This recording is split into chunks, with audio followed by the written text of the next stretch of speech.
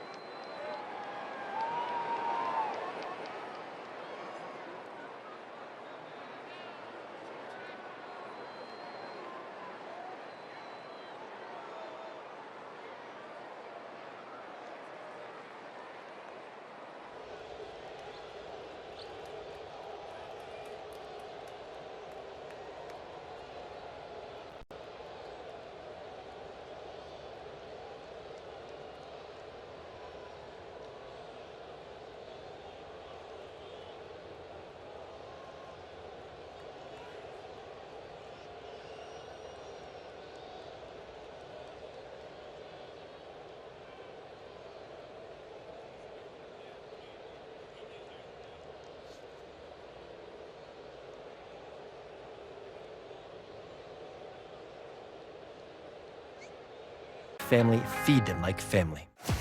St. Louis Cardinals baseball is presented by Budweiser. This bus for you by Central Bank, the hometown bank of the St. Louis Cardinals. Visit cardinalschecking.com and buy your quality Ford dealers. Ford F-Series, America's best-selling trucks.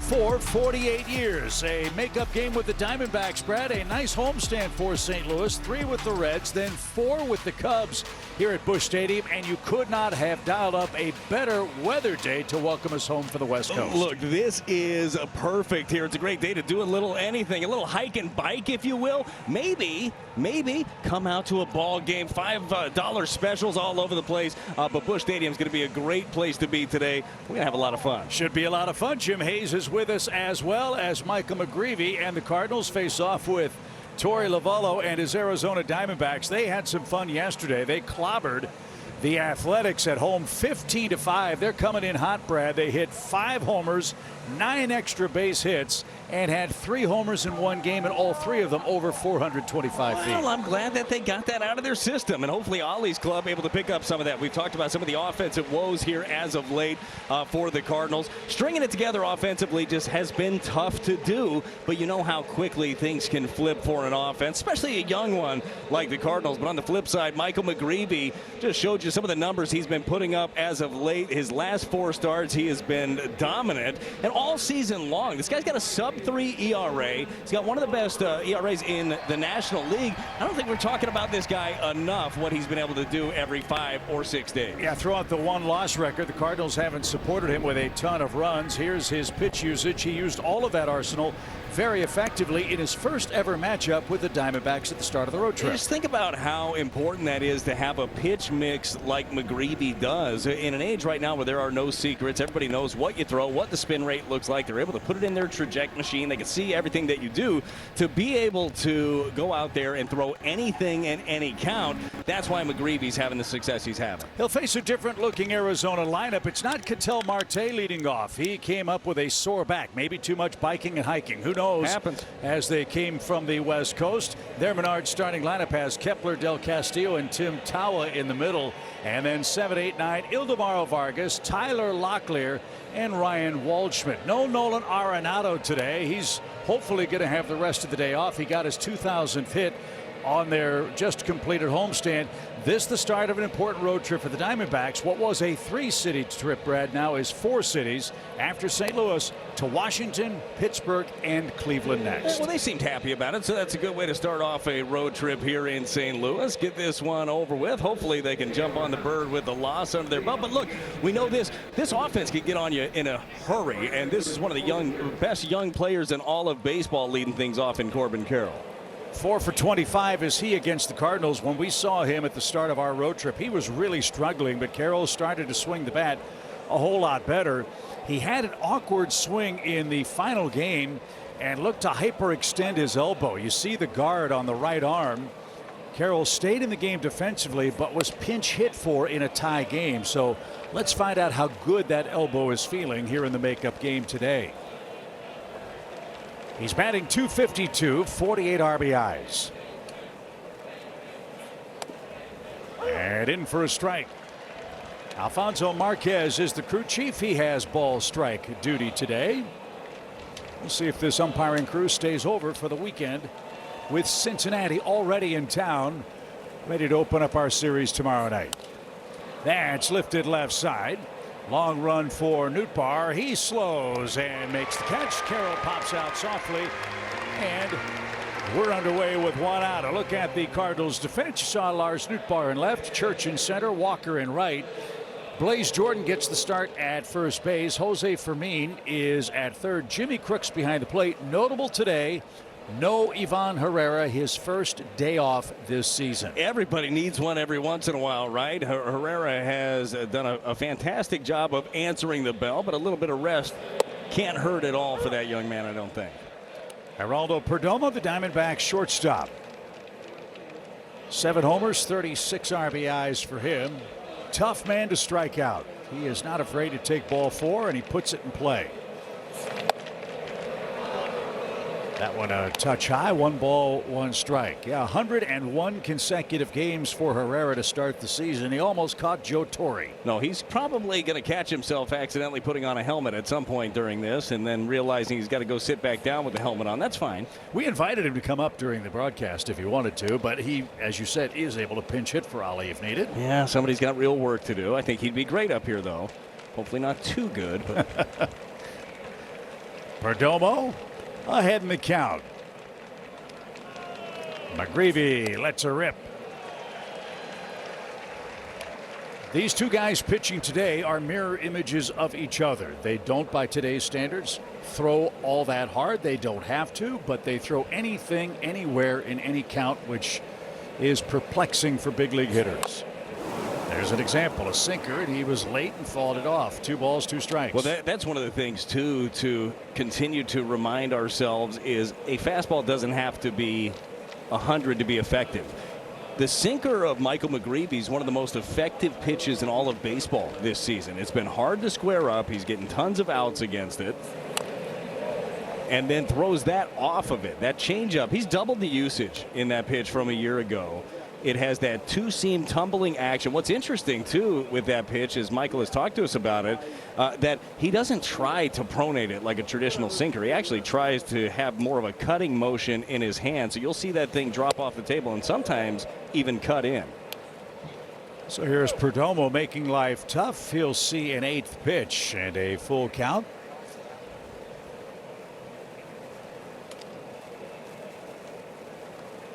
Jimmy Crooks in harness. And that's taken high. Another walk for Perdomo. So 61 of those on the season. A rare walk from McGreevy, who's walked just 25 men now in over 108 innings. But that sets up a double play potentially for Gabriel Moreno. Moreno, the catcher. This guy has been a tough out for the Cardinals. 6 hits, 2 RBIs, and just 17 trips to the plate. Been kind of a tough out for everybody. You look at some of the ranks among catchers. Leads all catchers in average and on base.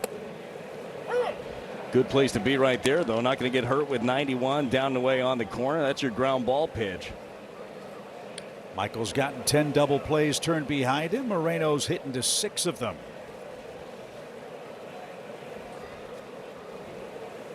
Bright sunny skies in St. Louis. And a throw over. Want to keep an eye on Perdomo. He's stolen 16 bases this year. This will be a good test for McGreevy again. The Diamondbacks are playing really well right now. They've won 8 of their last 10 games and have hit 17 homers in those 10 games. Shot to right field. That's down for a hit. So Arizona's got him first and third with 1 out. And Moreno keeps on keeping on against the Cardinals. That's his 7th hit against St. Louis, and now it's Max Kepler's turn. Well, this is how you hit over 300 is you have a simple swing. The fastball, it's a sinker down the middle, little inside out swing there from Moreno. First to third easily goes Perdomo.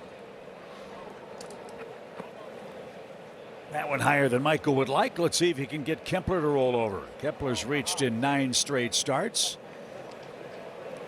Kepler hit a home run against the Cardinals, batting .235. Limited duty for Max, who was suspended the first 80 games of this season. Back to the mound. McGreevy's got it. Perfect throw to second. And a double play. Anyway, Michael. Arizona puts 2 aboard. He turns his 11th double play. No score. The Cardinals come up in the home first. So I hammered the rudder. Ali Marmol's hoping some home cooking will get his offense hot. The Redbirds scored 4 runs in 3 games in Arizona. J.J. Weatherholt leads off the Menards starting 9. Jordan Walker moves to second. Newt Barr will clean up. Mason Wynn 5th. Jose Fermin 6th. Lower third. Church, Blaze Jordan, and Jimmy Crooks. It was 4 runs against Anaheim. I beg your pardon. We've got Arizona today, and speaking of A's, Brandon Pfaadt's got 2 of them in his last name. Good call on that. What a transition, and great spelling. I'd have messed that one up a few times. Look, Pfaadt, we've talked about it a lot with him. This is a guy that is a pitch maker, a lot like McGreevy, utilizing the entire arsenal, will attack you with a big mix. He uses the 3 different fastballs, 4-seam, sinker, cutter, curve, sweeper, changeup, and the occasional slider. Different shapes, man. That's what this game is all about. J.J. Weatherholt back at home, sitting on 15 homers, and takes a strike. With Pfaadt, they put him in the bullpen. They tried to make him a reliever once Merrill Kelly came back from injury. It wasn't working, and they sent Pfaadt back to AAA. As this one chops slowly to the right side, might be a tough play. Glove flip is not in time. It's dropped. JJ with an infield hit. Good start for the Cardinals. Well, this is one of those ones, if you're Brandon Pfaadt, you made your pitch, you got the result that you wanted. He beats the sinker right into the ground, but just hit in a perfect spot where JJ able to beat it out and get something shaken early. And maybe using the legs might be something big here for the Cardinals early. Listen to the cheer for Jordan Walker.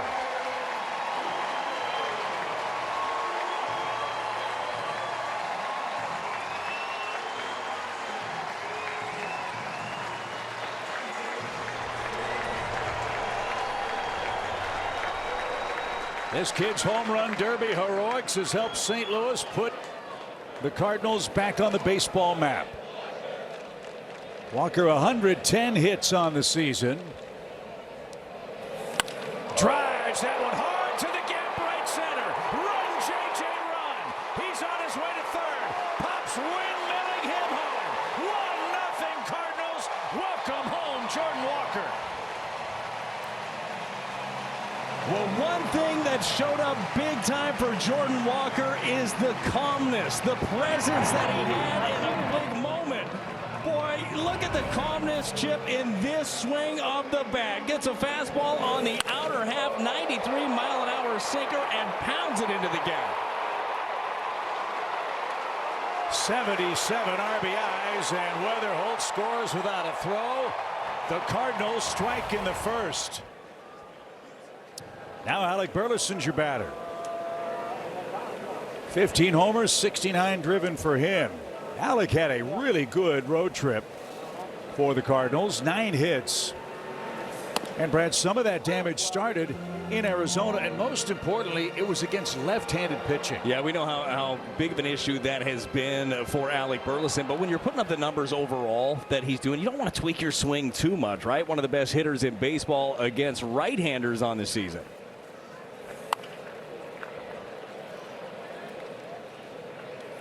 Burleson's average overall this year, 279. He's hitting 317 against righties, so it doesn't take a math major to tell you that Alec has struggled by his standards, lefty versus lefty. He's got Pfaadt facing him here in the first inning, down 2 strikes. Little chopper's going to get the runner to third, maybe more. It's going to be an infield hit for Burleson.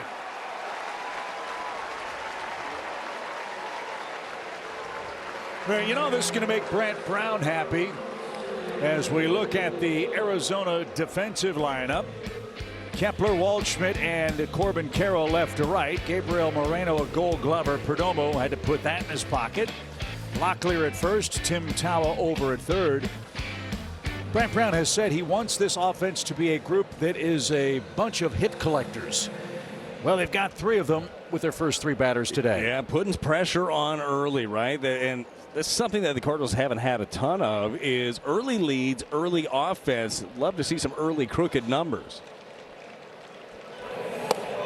Lars Nootbaar, your batter, hitting 248. Partner, what's your key to victory for the Cardinals today? Yeah, against Brandon Pfaadt, it's bang a heater. Look for a fastball. They got 3 hits, albeit 2 of them infield hits. All of them have been via the fastball. You see Lars there. He takes a curveball in the outer half. He's not looking to hit that. He's looking to hit something hard up in the zone. Was fooled there. No balls, 2 strikes. The Cardinals now have 17 hits with runners in scoring position against the Diamondbacks this year. And a chance for more damage in the first. 3 straight batters reach with hits.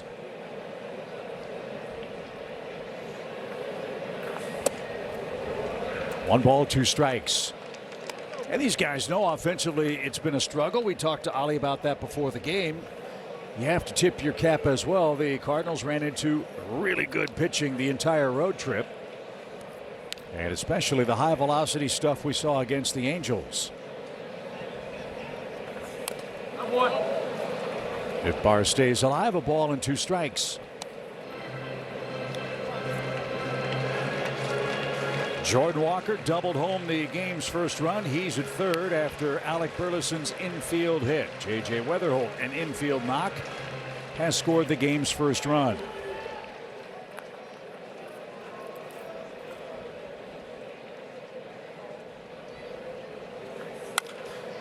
Shot towards short and through. It's another hit.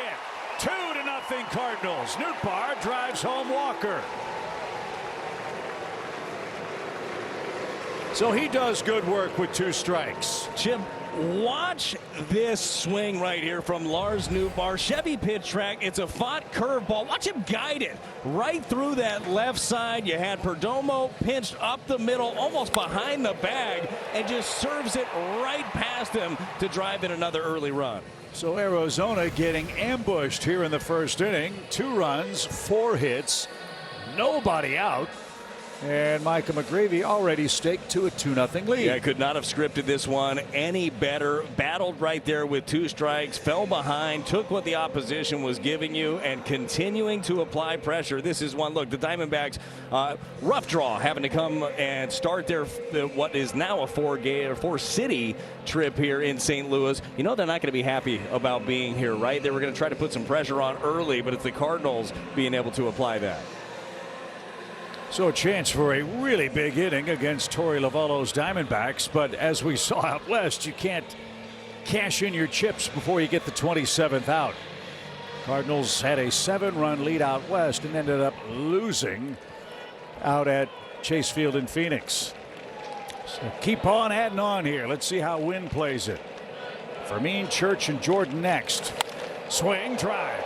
Waldschmidt going back. Still going back to the edge of the track. He'll get that. 2 runners tag.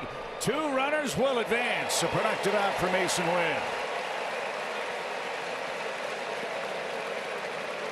Well, Mason did what we were talking about. Be ready to jump on a fastball. He got one. 94 right down the middle. Drove it into deep center, and a productive swing of the bat there by Mason, and another hard hit baseball. Something you like to see, especially to that side of the field for him. Jose Fermin starting for the 15th time in the last 18 games for the Cardinals. He's at the hot corner. Redbirds have second and third, 1 out. And way outside, a good stop by Moreno. You like Fermin in this spot, generally speaking. He'll put the ball in play. Be nice to bring home Burleson here with only 1 out.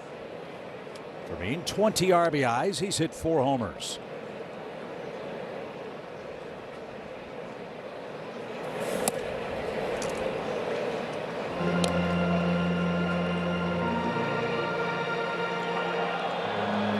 Brandon Pfaadt, a 5th rounder in the COVID draft 2020 out of Bellarmine University. He's in the 2nd year of a 5-year contract. He's pitching great over his last 4 starts, but the Cardinals have touched him for 2 runs in the opening inning. Pfaadt had given up 5 earned runs combined in the last 4 games. I would think Pfaadt probably has some family and friends in attendance too, from Louisville, Kentucky, not too far away from St. Louis. That's inside. 3 balls, 1 strike. Congratulations. You said that right, too. Yeah, I know. It's not Louisville. Correct. You have to get a little guttural with it. Louisville. Is that right? Perfect. Louisville. Send your pronunciation cards and letters to Brad Thompson in care of the Cardinals. 3 balls, 1 strike. Still in the first inning. And Fermin takes a walk. So the Redbirds have him loaded. Nathan Church is coming up. Interesting case with Nathan Church. If you look at the bubblegum card numbers, you'd say he's really struggling. If you talk to Oliver Marmol and ask him about the underlying metrics of where he is and where he's headed, the exact opposite might be true. Yeah, some of the trends have been in a positive direction, at least as far as batted ball info goes. He's starting to hit the ball harder consistently, and the selection has been a lot better. So he's making some mechanical tweaks. He's been working on some things along the way, but the biggest thing is, look, he's starting to see some of those results. And as a young player, it doesn't always have to be the hit falling, right? Can you just see the progress? And I think that Church is starting to see some of those things. Bases loaded, 1-0 count. And bounced foul at the plate. Don't like to use the term runway, but Nathan Church is another one of those poster child players for the Cardinals in a season like this. Get him up here and see what he can do. The Cardinals very intrigued by his talent mix. What they really love is this kid's drive and competitiveness. Another one of those kids that almost hates losing more than he likes winning. 1-1 pitch. There's a good take. That's kind of what you want when you have a young team, right? You want to be able to give a guy a task and he'll go do it. And that's exactly how Ollie described Church. So you tell this guy to work on something, he's digging in right away. Get a good one to hit here. 2 balls and a strike. A Cardinal at every base.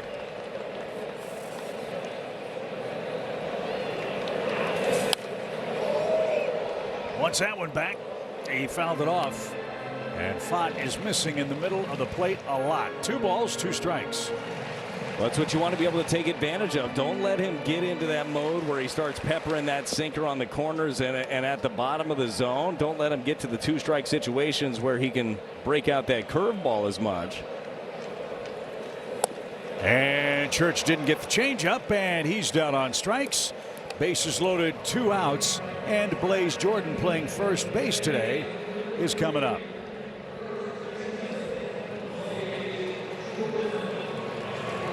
So a big strikeout for Fott. Let's see what Jordan can do. He had a big day Sunday in the desert. 3 hits, 3 RBIs, and a triple.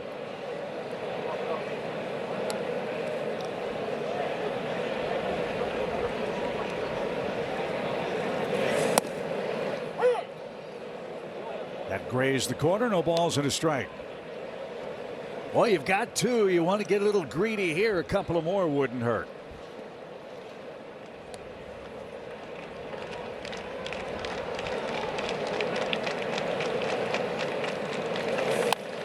That one pops straight back and out of reach. Fan from St. Clair, Missouri, came up with that catch.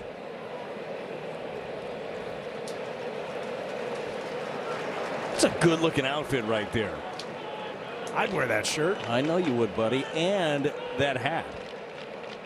Tend to wear that one. No balls, 2 strikes. Hit high in the air to right. Carroll broke in, battling the sun, and he'll squeeze that to retire the side. Jordan Walker back home after his home run derby win. He doubles to start the scoring parade for the Cardinals, who lead by 2 after 1. For life. Well, someone else I missed almost as much as Brad Thompson is Jim Hayes, who's back with us in St. Louis and standing by with Ollie Marmol. That's very kind, Chip. Ollie, how glad are you to see the bats get to work early in this one? Yeah, this is one of those games where you have to come out fighting right from the very beginning. Long travel day for both teams, makeup day, 4:15 start. You got to want it. So I'm glad we came out the way we did. We need to continue to add pressure as this game goes on, though. How about Jordan Walker? Crowd gives him a nice ovation because they haven't seen him since the home run derby, and they wanted to express their good wishes. First pitch, he sees RBI double. No, it's a cool moment. That's what it's about, right? You come back home in front of your crowd, and they give you that type of ovation. Well deserved for what he did in Philly. That was a lot of fun for everybody to watch. But to come out and hit that double the way he did was big. How about the guy pitching right now, McGreevy? He's putting together quite a season. No, he really has, man. He's confident. He knows what gives him success. He sticks to it. He's stubborn about it in a good way. So we've been glad with what we've seen up to this point. Thanks for the chat. You got it. Chip. Thank you, Jim Hayes. 2-0 for McGreevy. Adrian Del Castillo leading off for the Diamondbacks. As that one just missed the corner. It's 3 balls and a strike. It's great to see Jim today. We always love seeing Jim Hayes. Well, even better, he brought Saltwater Taffy back from his All-Star break. That was a big hit up here. So big thanks to Jim. I like the strawberry kind. What was your favorite, Jim? Yes. Yeah, that was really good. It's fantastic. Full count for Del Castillo. 5 homers, 23 driven in for him. And strike 3. McGreevy comes back from deeply behind in the count. There's his first strikeout. He goes with the changeup right here. Ends up catching him looking. Thought that thing was going to be on the inner half. Could not pull the trigger. Had a whole lot of movement right there. Tim Tawa at the hot corner today. And he takes a strike. Give Jimmy Crooks some credit. He caught another shutout yesterday in Anaheim. So he's got 3 of those, and he'll try to guide McGreevy through our makeup game today with a 2-run lead.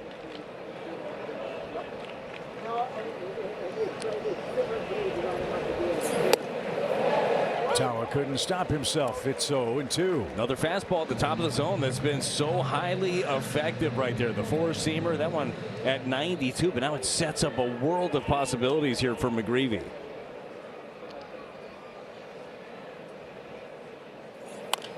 That's chopped to third. Fair ball. Long throw. It'll skip off the grass. And Blaze Jordan, a good play. Fermin with the long throw. Jordan handled the long hop, and 2 are out. So the bases are empty in the Arizona second. Watch Cardinals baseball on Cardinals TV, presented by Bet365 through your TV provider, or subscribe directly and stream games on your smart device without blackouts. Visit cardinals.tv and learn more. Ildemaro Vargas, the second sacker, is up and takes inside. Let me ask you this. McGreevy's doing something that said is very difficult, facing the same opponent in back-to-back starts. Do you stick with what was successful last time out, or do you feel like you have to tweak some things in the second outing? Well, I think that the answer is probably right in the middle of those two things. Oftentimes, you're still going to pitch to your strengths and hitters' weaknesses, right? So sometimes you don't mix something up until they show you have to, but that's part of the scouting report. Dusty's going to sit down with his battery every single game and say, hey, look, this is how we believe, this is how we attacked last time. This is the thought coming in, and then as you go, like, you know what feels good, and you know when you get a baseball what feels good in your hand. So it simply comes down to execution. Oftentimes, like, sometimes it doesn't matter what pitch it is, it's just where you put it, right? That ends up being the biggest thing. And fortunately for McGreevy, he is a pitch maker. Fermin way off the line at third now with 2 strikes. As that one misses high, 2-2. Really important to get a lead early with a 4:15 start in St. Louis. Evidence of that is right behind home plate. First, the 2-2 pitch. It's fouled away. As this game moves along, shadows will be a very big part of how this one turns out. Yeah, that ball gets on you a little bit closer. The ball at the bottom of the zone almost disappears on you. So hopefully something the Cardinals can add to this lead, and then McGreevy and company can take advantage of. See where this one ends up catching them. Oh, I found it off that back knee. You don't see that very often.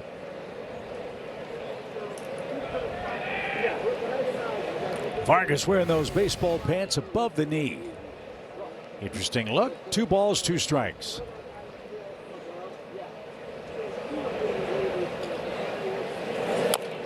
Little tapper. Will that stay fair? It won't. Michael couldn't get to it in time. So we try again. Had him reaching on a changeup. Chip, you're a very fashion-forward guy. If you're playing in the big leagues right now, are you going pants up like that above the knee? No, I think I would wear them below, and I'd wear stirrups. You'd go stirrups? Yeah. You'd go Vince Coleman, Willie McGee, thin, razor-thin stirrups. You're going dirty mids then. Yeah. You're going like Greg Maddux, right there, half-calfing it. Yeah, I'd want to look fast because I know I'm not. No, you know what? Nobody's fooled by that. 2-2 pitch. There's another rollover. JJ's got that. He's been nearly flawless at second. And McGreevy has shut down second inning. Thanks a lot, Brad. Cardinals look to add to the lead. Sometimes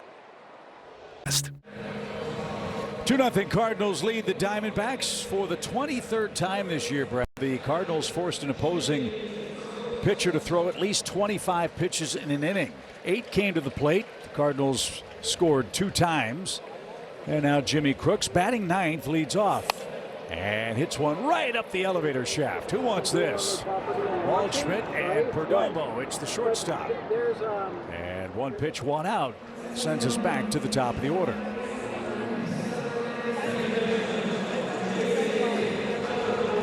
Weather Holt, an infield hit. and scored the first run.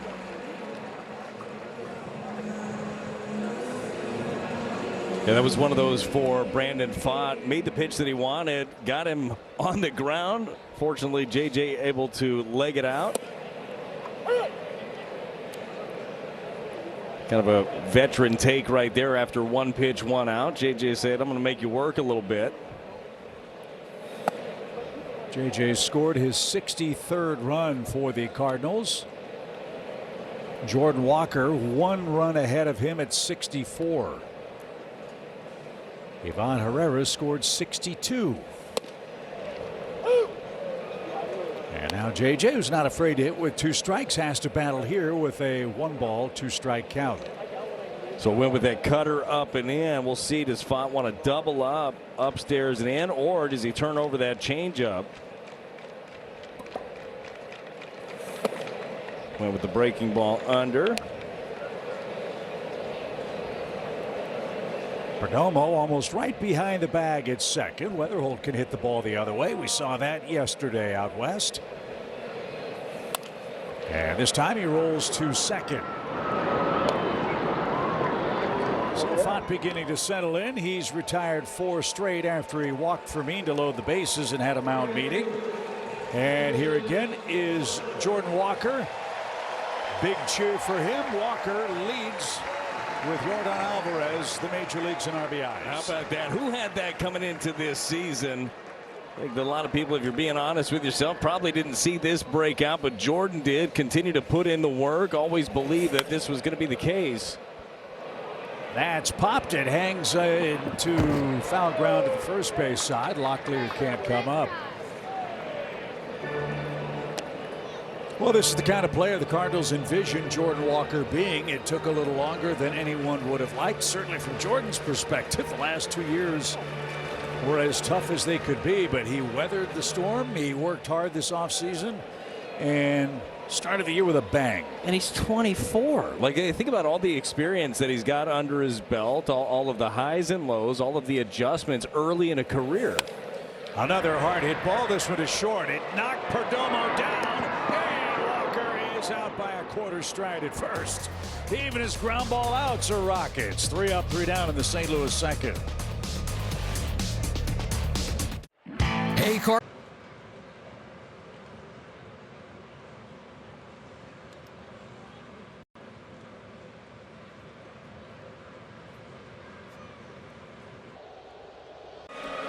Michael McGreevy set for his 3rd inning. Here you bet 365 betting odds. The over-under for strikeouts. Bradley is set at 3.5 today. Well, I had 5 last time out against Arizona. That was in 6 1/3 for him. And look, a guy that doesn't necessarily rack up a ton of strikeouts, but he can. 9 is the high that he's had on the season. That was against his hometown Padres. But McGreevy, what I love about his approach, he's trying to get outs early in counts. That's how you get deep into the games, like he's been able to do, is make effective pitches where you want them and let the opposition get themselves out. Locklear drives that one toward the gap in left center. That'll get down for extra bases. And the Arizona first baseman stands at second with their 2nd hit of the game. Well, Locklear just goes down and gets this one. This is a sweeper. It's down, it's away, it's on the corner. I don't know if there was something that allowed him to be able to pick this thing up, but he stayed on it very well. Chevy pitch track right where he wanted it. Able to be served into the gap. This is an area where Torey Lovullo has been trying to get some more production out of first base, out of the DH position. Locklear trying to show he can do that. More on that in a second as we say hello to Ryan Waldschmidt. His first big league homer came yesterday. He's knocked in 12. #1 rated prospect for the Diamondbacks. And Brad, to your point, you're right. Arizona's used 8 different first basemen and 13 different players have served as their designated hitter. That's a lot. Trying to find an answer. Maybe that would be something that is figured out around the trade deadline, depending on how Torrey's club is playing. We'll see how Arizona plays it this season. And this is not an easy road trip for them, as they are the 3rd wild card at the moment.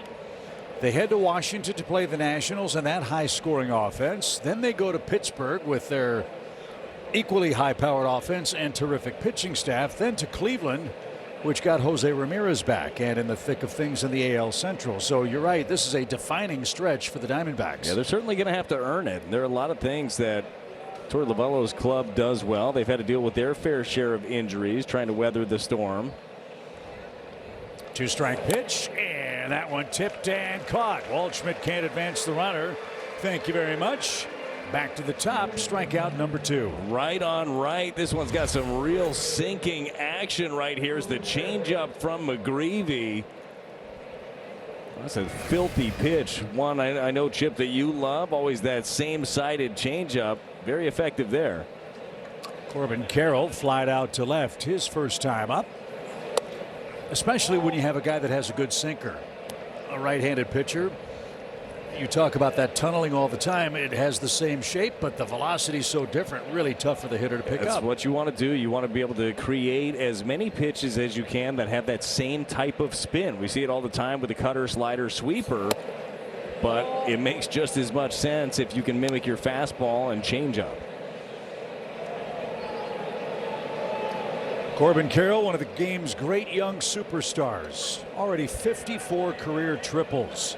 11 of them have come this season.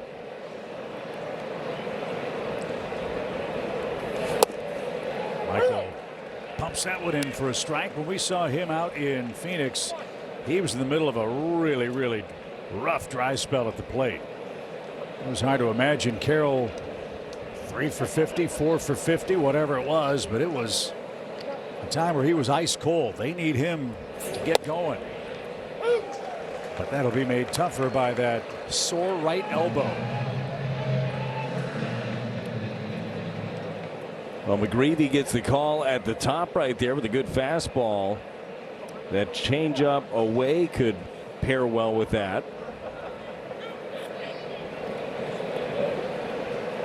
Carroll wants to think it over. 2 balls, 2 strikes. A leadoff double by Tyler Locklear. He stands at second, 1 out.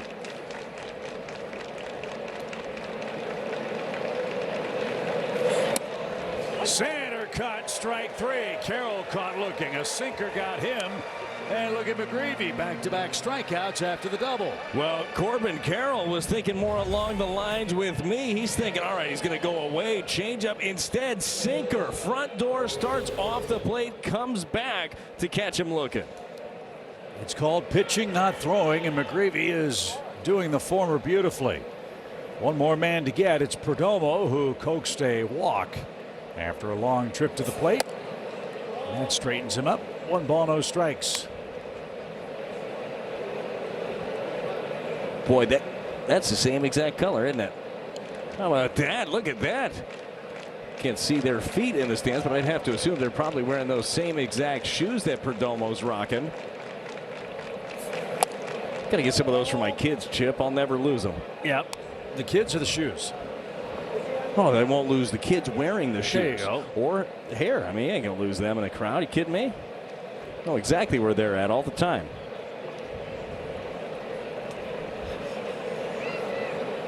Two balls, no strikes. What is that, like Incredible Hulk green?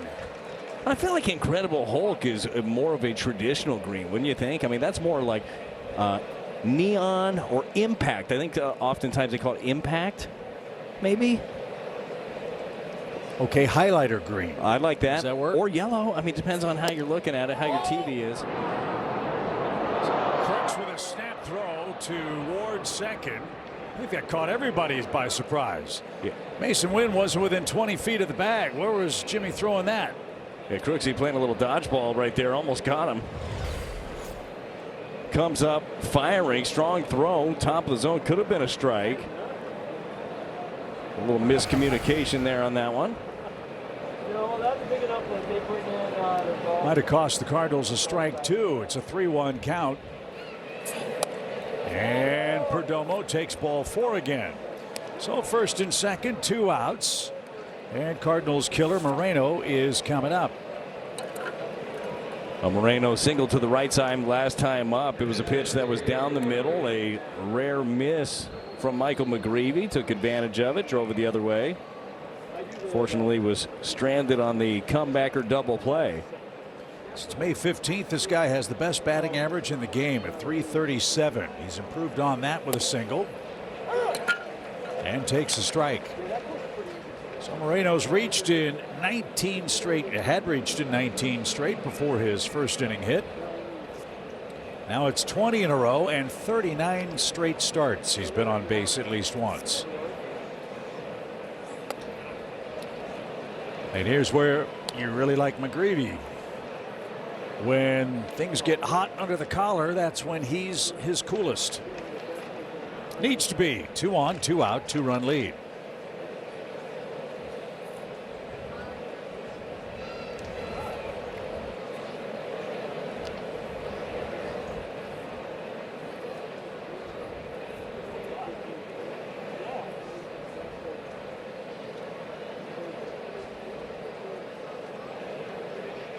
Check of Locklear at second and off the plate. Very light big league schedule today, just 5 games. Later on, Kansas City faces the Tigers, who are starting to heat up. Keep an eye on Detroit. The pitch. Ground ball towards second. McGreevy's going to get out of that. JJ handles that. Arizona strands 2 more. It's St. Louis 2, Diamondbacks nothing.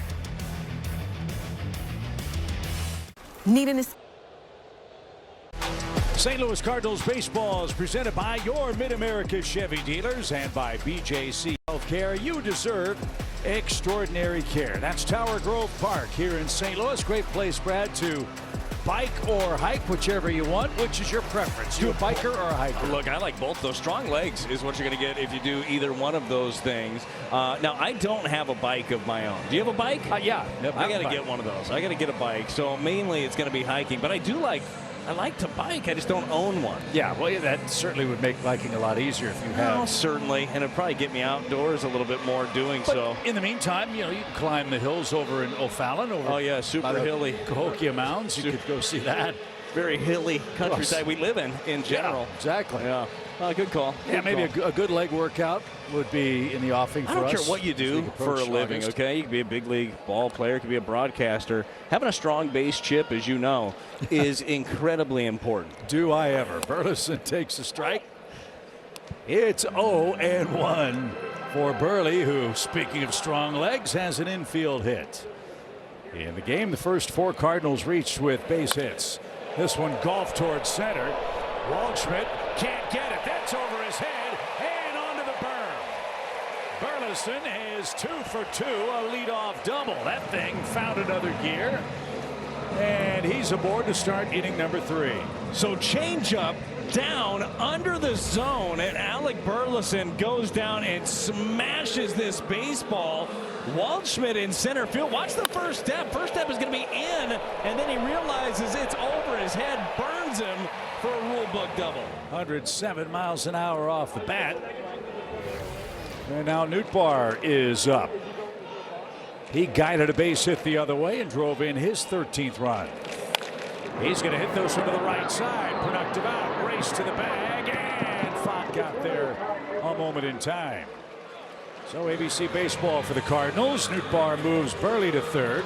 And Mason Wynn, your key man of the inning.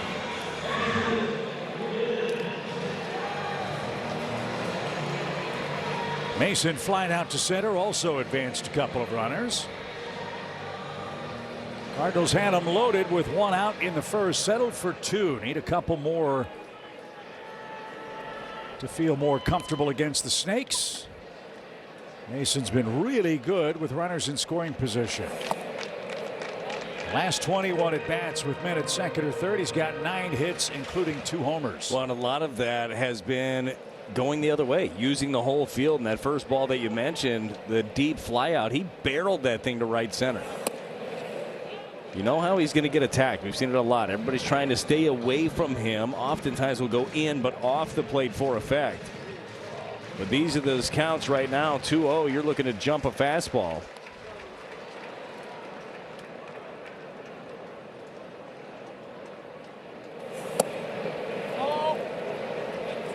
Arizona's going to challenge that pitch called low. ABS powered by T-Mobile. Moreno's done a really good job handling these challenges. He was awfully good out west, and he's right here in the St. Louis third. Well, 2-0, not the one you're looking to hit right there. If you're Mason Wynn, you swing at that, you're probably grounding it to the left side or chopping it off your leg. Which makes hiking or biking very tough. No doubt, that would hurt. I would definitely limit my time doing both of those things. Infield in with a 2-run lead. Shadows creeping toward the batter's box. Good cut, fouled back.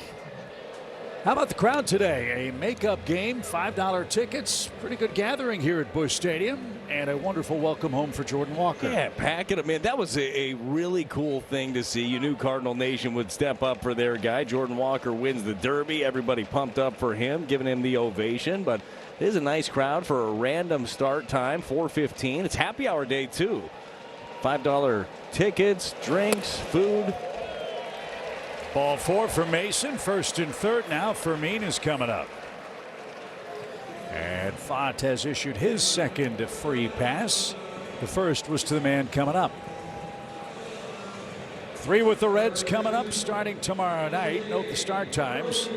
7:15 Friday night, 6:15 Saturday evening, and then 1:15 Sunday before the Cubs come in for 4 big games beginning Monday.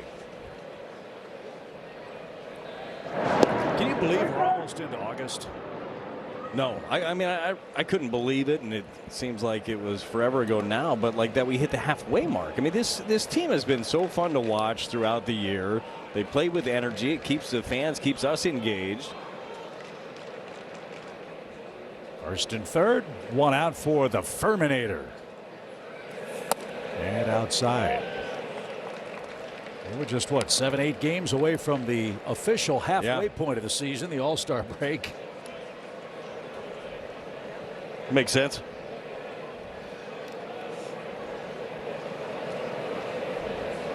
Two 2-0 Cardinals, 5 hits. And that went in for a strike, even count. I was going to ask you, with the Ferminator nickname, is that something we run with all the time? Or is it kind of like the shirt? When he hits a home run, there's a couple of days of like leeway of the Ferminator. Well, he said he likes it. Of course he does. Who wouldn't like a cool name like the Ferminator? So if he likes it, I think you're obliged to run with it. I think it's something that we don't have enough of nowadays, is good nicknames in general. So I'm all good with running with the Ferminator. I just need to know the rules. Did you have a favorite player nickname growing up? That I had? Or that you watched? Oh. Or played with? Yeah, like always. I mean, the Kid, Ken Griffey Jr., the Big Hurt.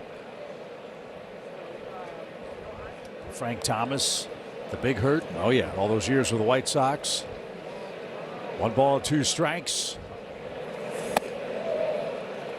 I know you're a video game aficionado, Chip. Oh, yeah. I used to play both of those games. Ken Griffey Jr. baseball was a blast, and then they had Big Hurt baseball on Super Nintendo. Okay. Which I'm sure you were good at. That's because I saw your backyard baseball skills, and we got a chance to play here on the big screen at Busch Stadium. Not so good. Boy, you stunk. The pitch driven toward right and curling foul. That's why he's the best analyst in the business.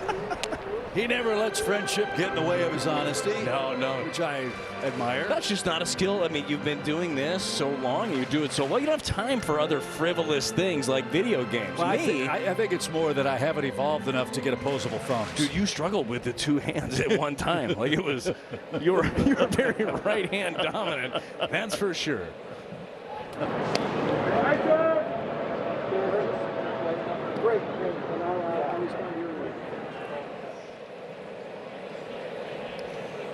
But we'll work on it. Yeah, I was shut out, that's for sure. Well, I'll bring a gaming system on the road. Okay. We'll figure it out together.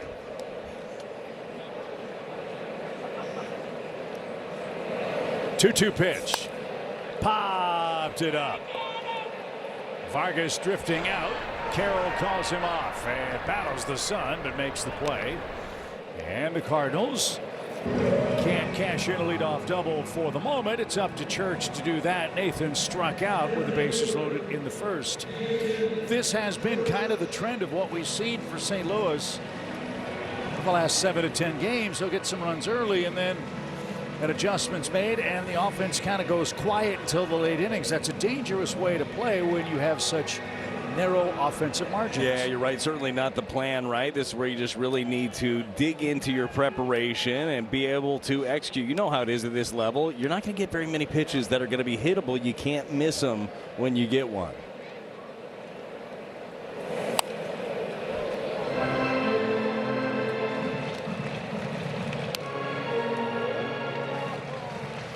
Font gave up 4 hits to start the game. Left the bases loaded in the first, trailing 2-0. Had a 1-2-3 second on just 8 pitches. He's thrown 16 pitches so far here in the third. 2 on, 2 out.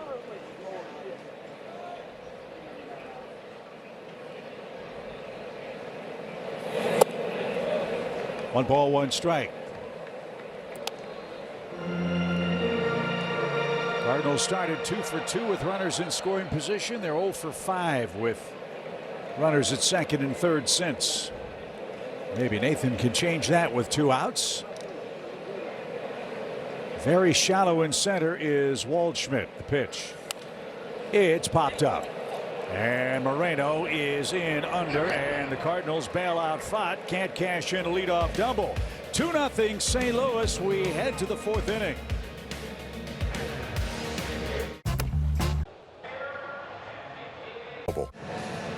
Registrations open now for Cardinals Kids Clinics, presented by Quick Trip, featuring 18 clinics. Kids aged 6 to 13 of all abilities can learn about fielding, batting, throwing, and more from Cardinals alumni. All your info at cardinals.com/clinics. Picture perfect day at Busch Stadium, where the Cardinals lead by 2. Michael McGreevy versus Max Kepler. Kepler hit into a 1-6-3 inning-ending double play in the first.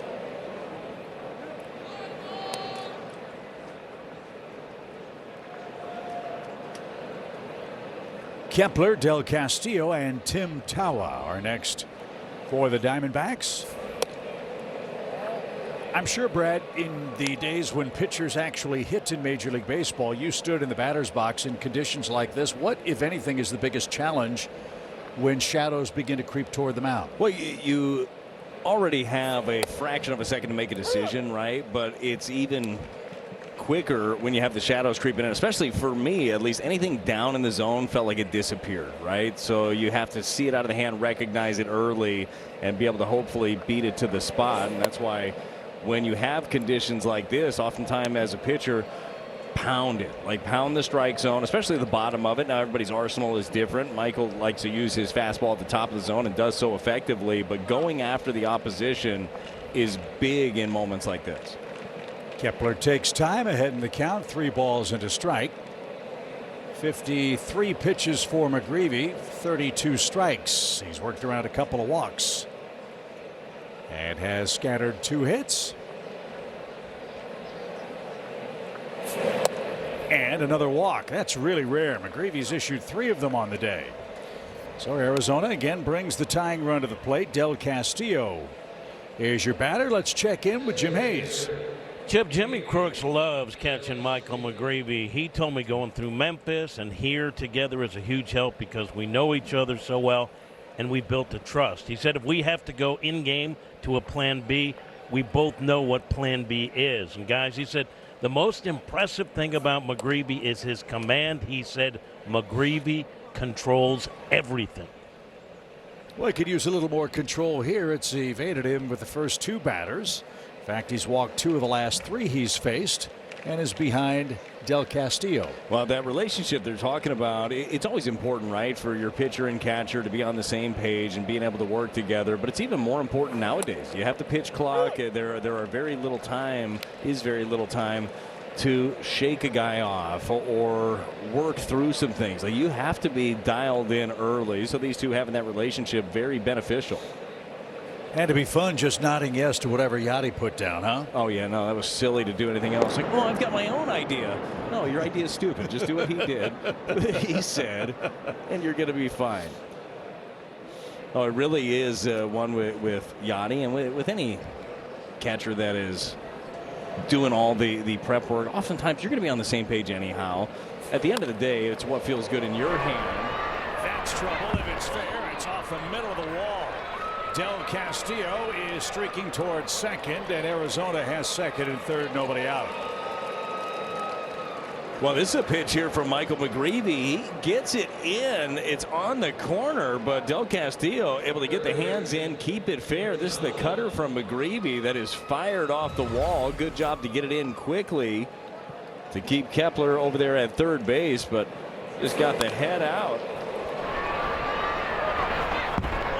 So we got some work to do here to protect a 2-run lead. Arizona 0 for 4 with runners in scoring position. Tim Tawa rolled out his first time.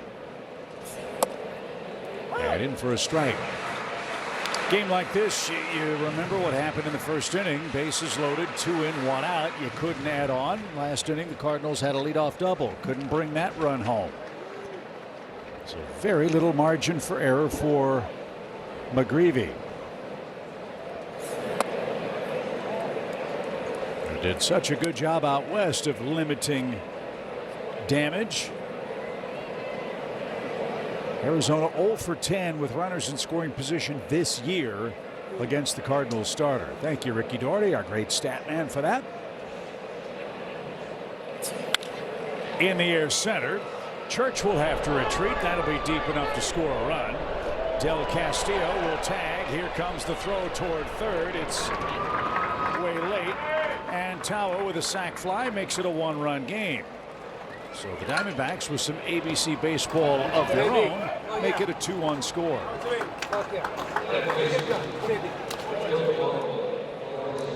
So Ildemaro Vargas becomes the key man in the inning. He rolled out to second his first time up. Looks, Brad, like the Cardinals will bring the infield in here. Well, this is a guy, you mentioned it before, a whole lot of contact when it comes to Vargas. Not an easy swing and miss guy, so the Cardinals are hoping for some weak contact here on the infield. A strikeout would be even better. Michael's got 3 of those in the first 3 innings. He has 1-1-2-3 inning. That was in the second.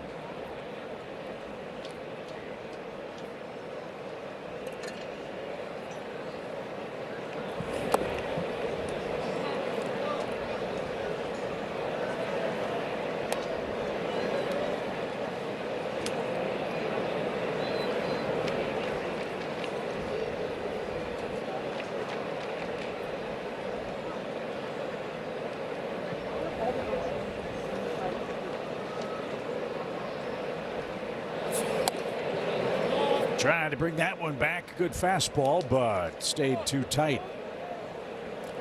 McGreevy 3 walks. First time he's had that many since May 26th in Milwaukee. His other game with 3 walks was May 2nd at home against the Dodgers. Rolled foul. Over the head of Dave McKay. 76 years young is Dave McKay. Longtime fixture with the Diamondbacks coaching staff, and of course, Brad, all those great years here with the Cardinals. Yeah, such a good teacher of the game of baseball. Maybe some of the best BP you'll ever see. I mean, that guy can dot over and over again, and what a great ambassador for the game as Dave McKay. 2 balls, 2 strikes. Little tapper, that's going to stay fair. That won't bring a runner home. Big second out for McGreevy. He had Vargas reaching, and Ildemaro rolls over to first for the second out. Put a star by that one. That might prove to be a big play. This is a big pitch. Changeup running arm side. Just able to get the bat on it. Talked about how he does not strike out very often. The Cardinals wanted some weak contact, and they got it. Now the key is, can you leave Del Castillo standing right there over at third base? Got to get Tyler Locklear for that to happen. Locklear with a double in his first trip.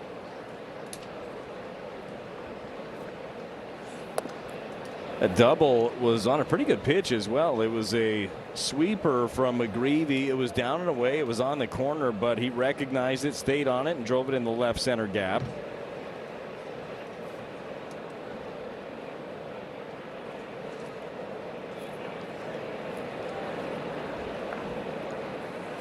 Swing and a drive. McGreevy groaned as that one is launched. It's a 2-run homer. You could hear it from upstairs. As soon as that left Michael's hand, he knew that was trouble. And Tyler Locklear digs the home run ball. He puts Arizona in front 3-2. Fans didn't like the jump shot of Locklear as he made his trip around the bases. To your point, McGreevy didn't like this one. He knew it right out of the hand, and oftentimes with this pitch, it was a changeup middle in that Locklear was able to jump on. That's the one that you know the most when it comes out of the hand. You think, uh-oh, this is not where I wanted it. It was middle in and hit hard by Locklear, and this game flips on its head.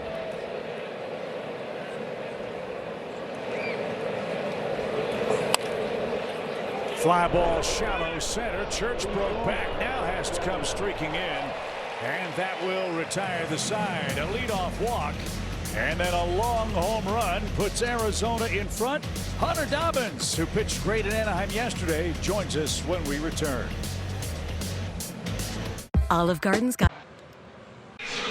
That's today's villain to this point in the game. Locklear with a long home run gives Arizona the lead. But let's talk about the hero yesterday, and that is young Hunter Dobbins, who pitched a great game for the Cardinals against the Angels out west. Hunter, thank you for joining us. That was an impressive performance on a day when the Cardinals really needed it. Thank you for doing that.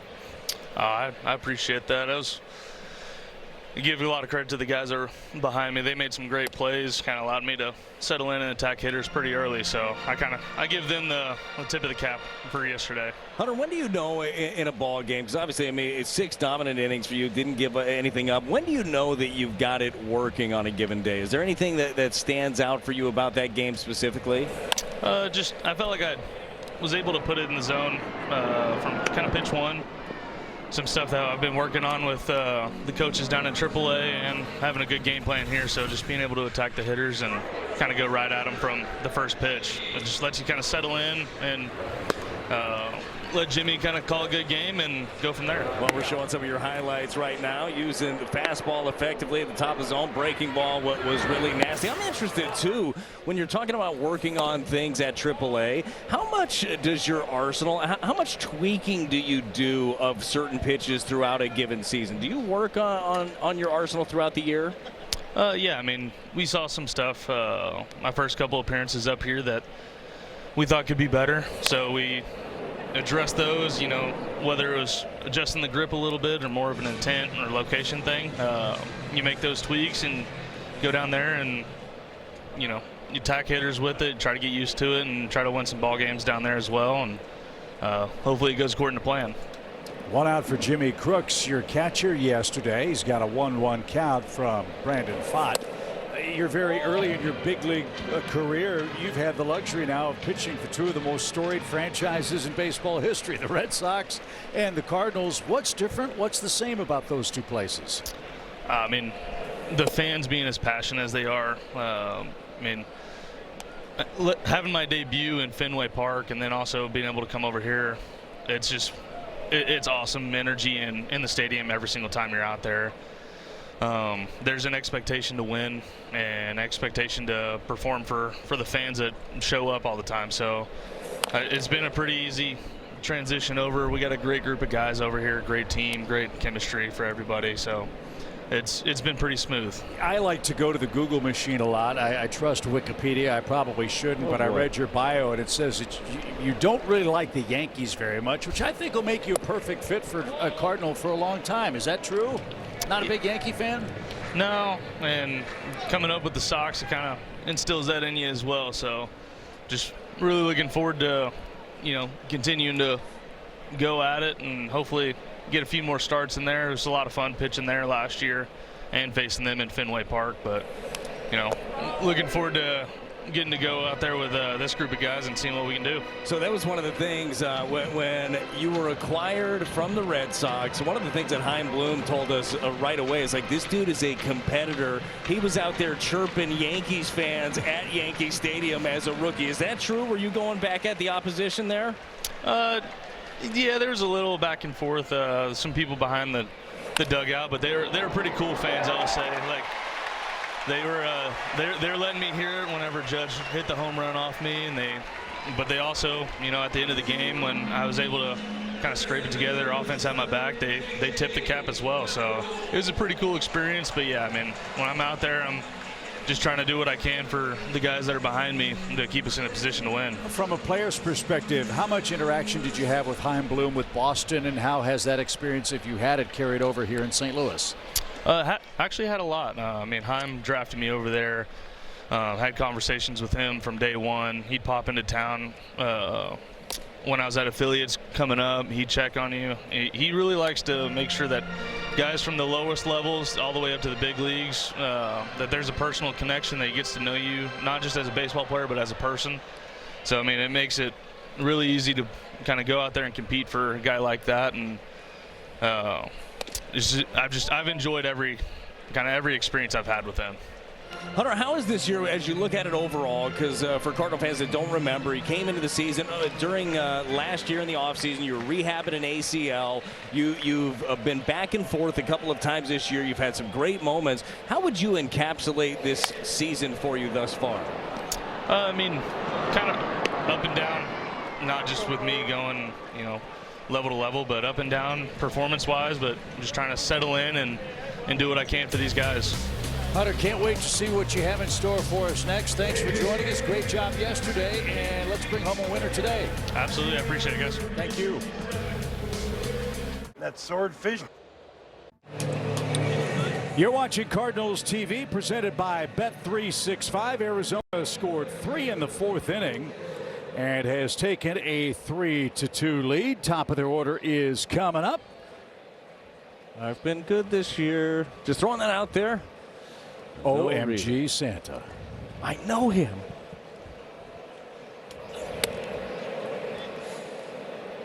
Kids, he's here. He's not at the North Pole, not checking out the naughty versus nice lists. He's enjoying some chicken tendies at Busch. Corbin Carroll hits it high in the air to right. Walker on the run, still going. He can't get it. Carroll flying around second. He's going to have another triple. He stands at third. 12th triple for Carroll, 55th in Arizona history, and they look to add on here in the top of the 5th inning. Well, that's exactly how the Diamondbacks wanted to get things started. The all-time triple leader in franchise history does it again. It was a changeup. It was down and away there from Carroll, just able to stay on it, get this thing into the air, and you knew it was going to be trouble as soon as it went up. He was sprinting out of the batter's box and is 90 feet away with Geraldo Perdomo infield in. 1 ball, no strikes.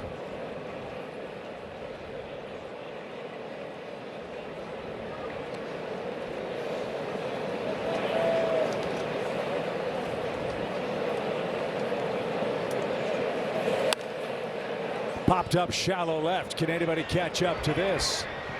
It's going to be Newt at the line and no advance. There's a big first out. Ball pops away, but no advance by Carroll.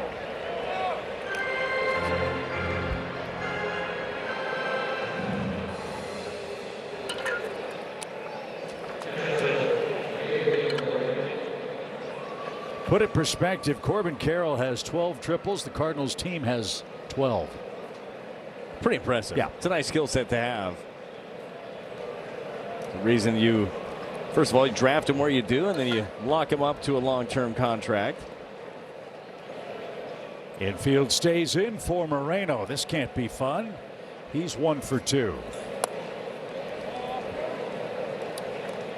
Not a bad place to go with this guy. No, you're right. That's what I was just going to say, Chip. McGreevy made a good pitch on the inner half with him last time. Was able to tie him up. Got his little ground ball to the right side. Shadows creeping toward the front slope of the mound as Michael turns it loose. High in the air again to left. This will be deep enough. Newbar drifts back in the shadows. There's the catch. And the Cardinals concede the run on a sacrifice fly. Corbin Carroll makes it 4-2.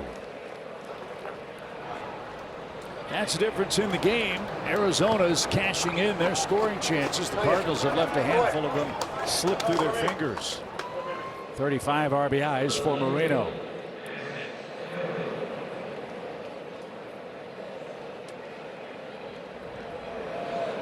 Kepler has hit to a double play. He's walked, and he's scored on a sacrifice fly. There's a reason why old-time fans say a triple's the most exciting play in baseball. The way you see Corbin Carroll run at the point of contact is really, really noteworthy. There is every ounce of effort in every stride he takes.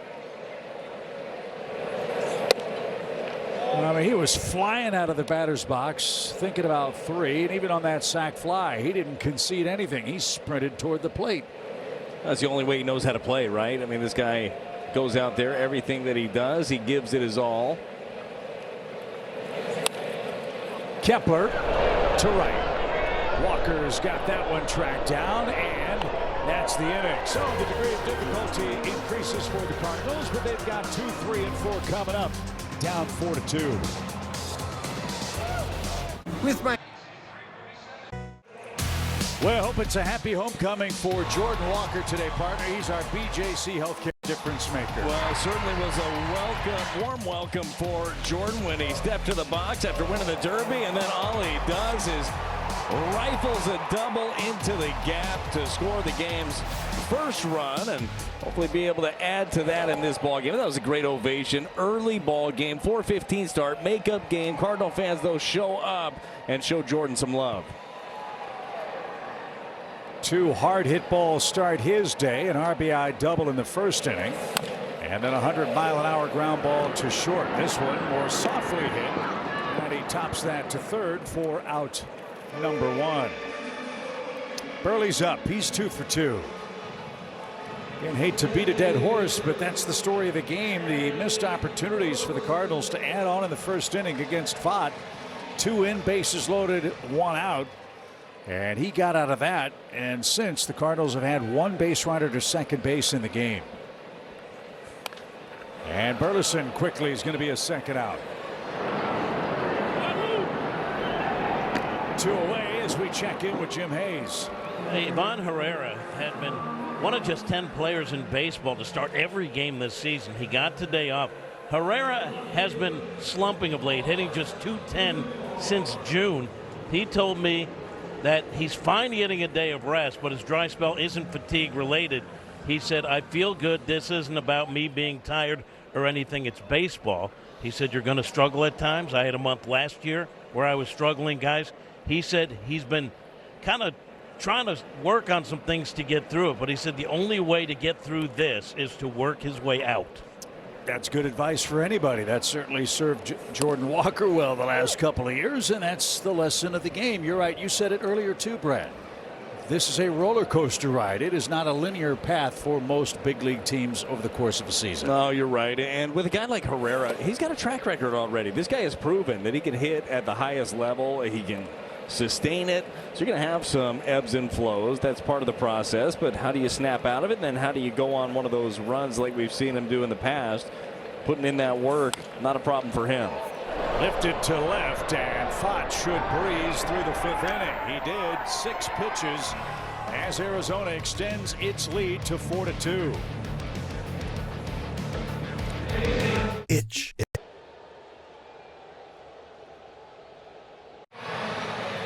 Well, Brad, here's your invitation to break out your beads wherever they may be and head to Busch Stadium for Halfway to Mardi Gras on Friday, August 7th. Fans with a theme ticket take home an exclusive Cardinals Mardi Gras sweatshirt. Get your tickets at cardinals.com/theme. I'm ready. I am ready.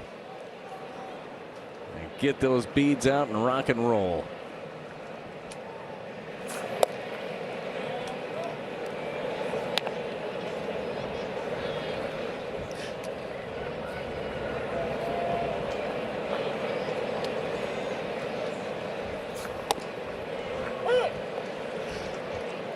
Adrian Del Castillo, part of the Arizona 3-run rally in the fourth. He scored on Tyler Locklear's 2-run homer. Cardinals led 2-0 after one. They had 4 hits in the first inning. They have 2 hits since. Well, for McGreevy, pitch count now at 80 for him in the 6th inning. He's been highly effective. Just got to keep pounding right here. Give the Cardinals as much length as they can. Nice diving stop. Blaze to first. Good play at both ends. Whether it's first or third, Blaze Jordan has made all the plays you'd hope he could. Yeah, I would say defensively far better than advertised for Blaze Jordan. First of all, this is a really good pitch. Change up down the way, got him to hook it, but he ranges into that gap, makes a good diving grab, perfect feed to get the out.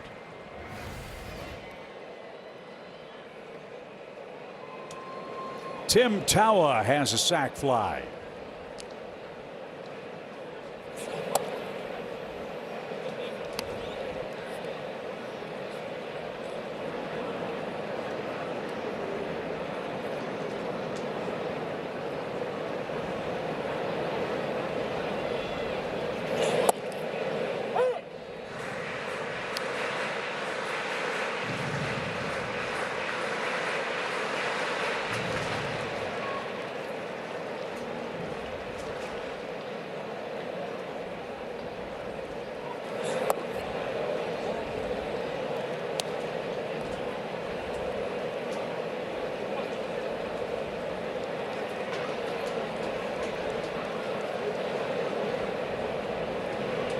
Tawa playing third base today. No Nolan Arenado in the lineup. And Tawa, like Arenado, hits one on the pull side and has his first hit of the game. Arizona's got 6 safeties so far. This one comes with 1 out. That was another pitch, too, where it wasn't a bad one. It was down the way. It was under the zone. Just ends up pulling it through the hole. Michael McGreevy would love to get another one of those ground balls at somebody here.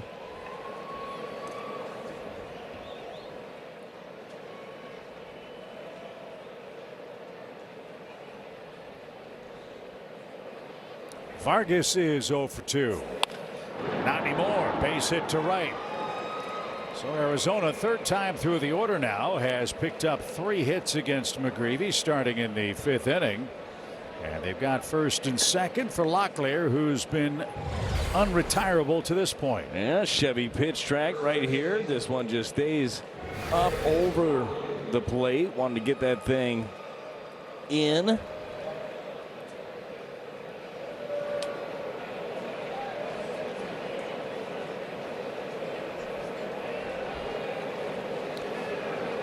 Justin Bruhl starting to play catch in the Cardinals bullpen. Again, the lone left-hander for St. Louis. What's been so intriguing about Bruhl in recent outings, Brad, is his ability to pitch multiple innings. No, it's been big, and you need that. You need to have some guys out in that bullpen that can bridge a gap, that can obviously, to do that, you got to be able to be effective against both lefties and righties. I think Bruhl's been throwing the ball pretty well.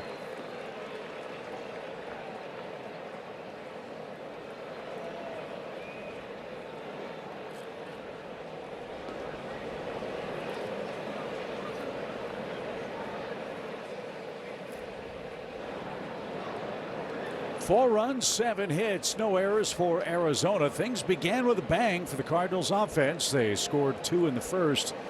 The first 4 batters reached. 3 in the fourth, 1 in the fifth for Arizona, and that's where we stand. That one yanked foul. And Locklear in an 0-2 hole. Well, Locklear's seen the breaking ball. He saw a sweeper that he hit into the gap for a double. The home run was on a changeup in.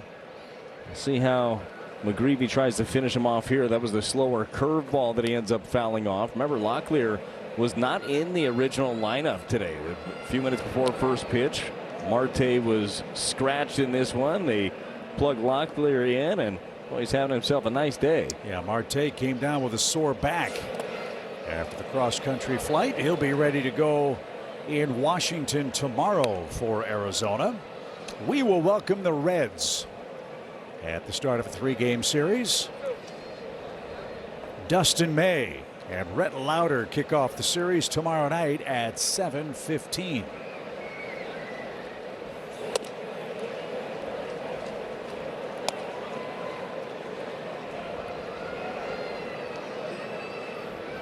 McGreevy was rolling through 3 innings. Uncharacteristically walked the leadoff batter in the 4th inning. And Arizona has made him throw a lot of pitches since.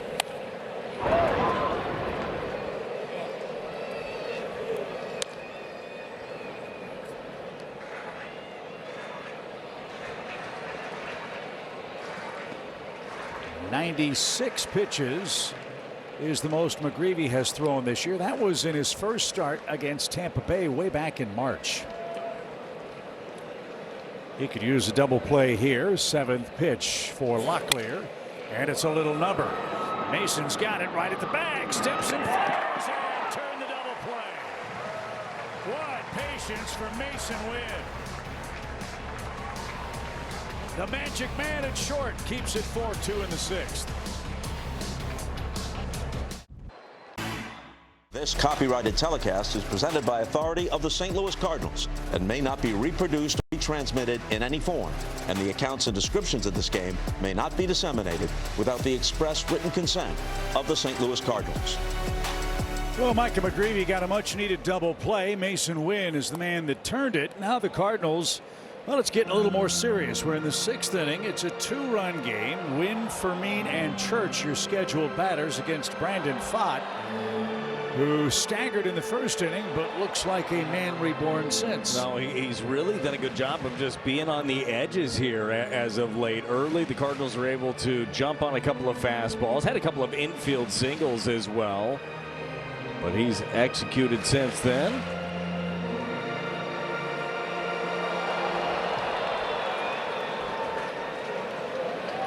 Wynn has flied out and walked.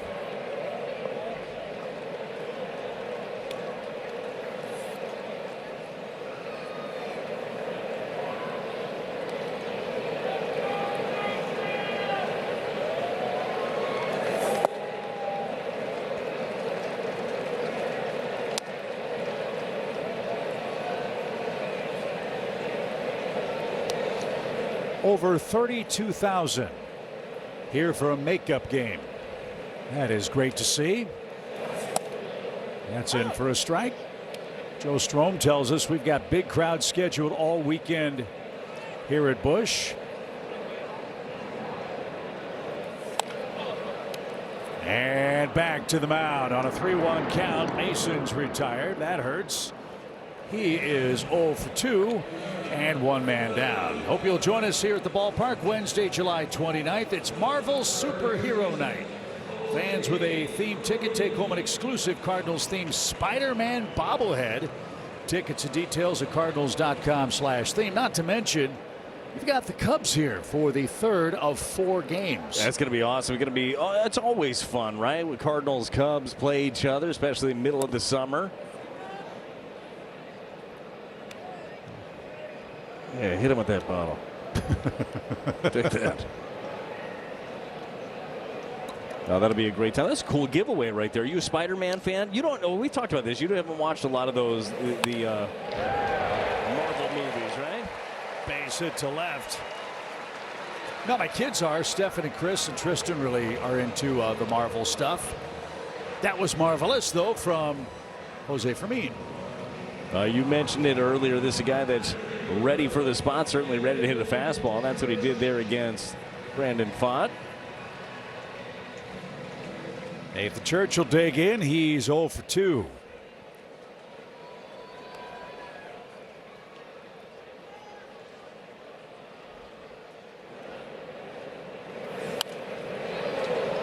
And with the run he's on, Brad, it seems like he's swinging at every first pitch. And before he gets a chance to get comfortable, it's 0-1, then 0-2. Yeah, it happens that way, right? Especially when you're trying to get back into a groove. Now, I don't mind the idea of swinging early, especially when he gets a fastball. But we mentioned it before. Just got to be able to hit those ones that you get. That was 92 at the top of the zone. Then Pfaadt will end up expanding a little bit.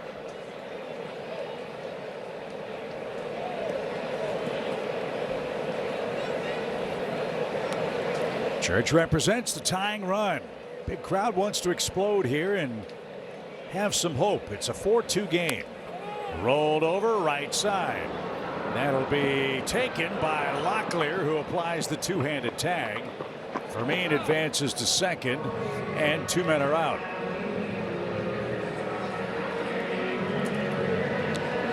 It's up to Blaze Jordan to keep the inning alive.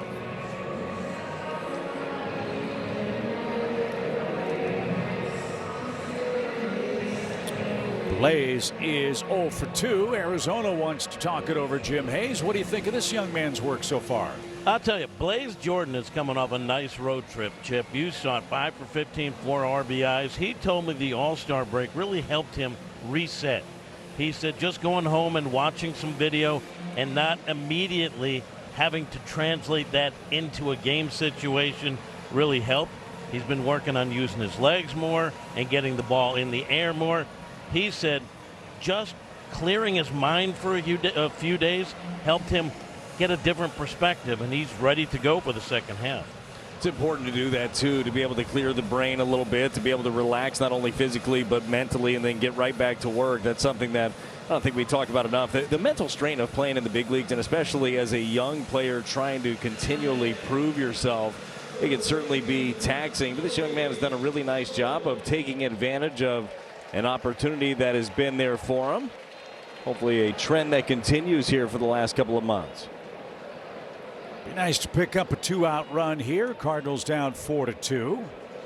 Jordan has 18 RBIs.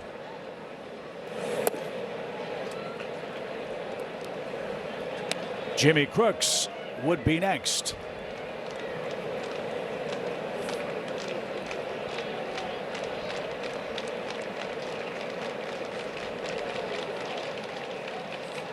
Arizona's got one lefty in their bullpen, and he is nasty, and he is getting loose.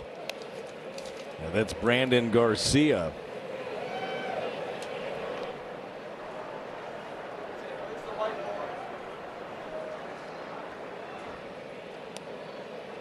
Vermeer at second. He's aboard for the second time today with 2 outs. The pitch.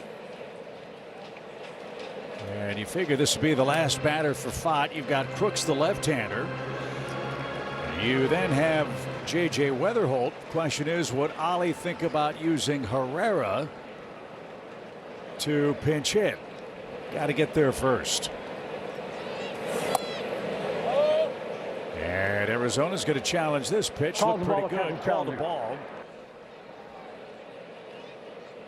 And let's see if Cardinals get a break. They do. Look how close that was. Call confirmed. Arizona has 1 challenge remaining. Well, now, Blaze, you can take a healthy cut if you get something to square up. Fott, even though he knows that this is probably his last batter, he also knows he has first base open, so doesn't have to lay a cookie in there.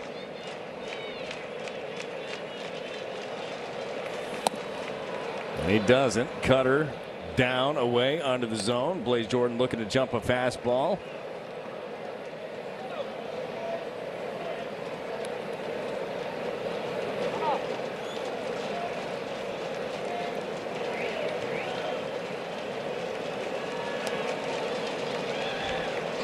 Three balls, 2 strikes, 2 outs. And off stride. Little pop into center. And Waldschmidt is in and under. And Fott dances through the raindrops yet again. He is through 6. He enjoys a 4-2 lead.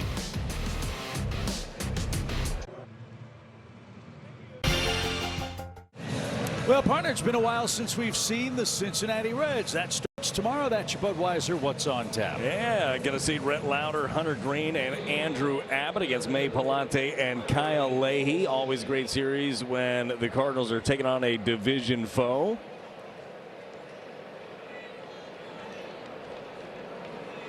Ryan Waldschmidt, as we've reached 6 o'clock, leads off. How about McGreevy trying to get us through 7 today? Well, it's important. You know how taxed the bullpen is. Cardinals are in the midst of 20 games in 20 days with this makeup game here today. So any inning they can get out of their starter, the better. Again, McGreevy pushed back a day as Hunter Dobbins, who joined us, and thank you again to Dobbins for doing that, was fantastic yesterday.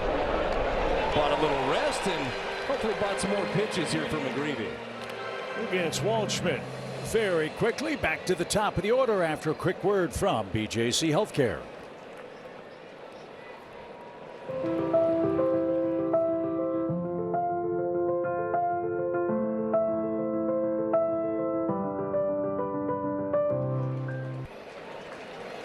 End of the line for Michael McGreevy comes in the 7th inning. 6 1/3 innings, 4 runs, 7 hits, 3 walks, and a home run. Justin Brule will answer a Chevy call to the bullpen when we return.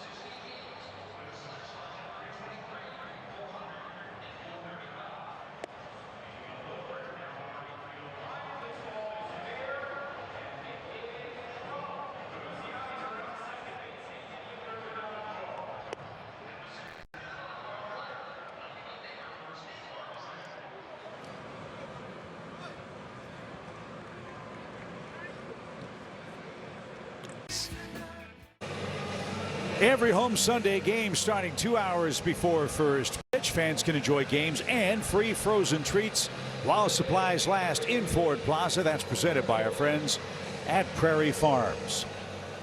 Bases empty, 1 out. Top of the order, it's Justin Brule to answer the Chevy call to the bullpen. Carroll, Perdomo, and Gabriel Marino stand in the way for Arizona.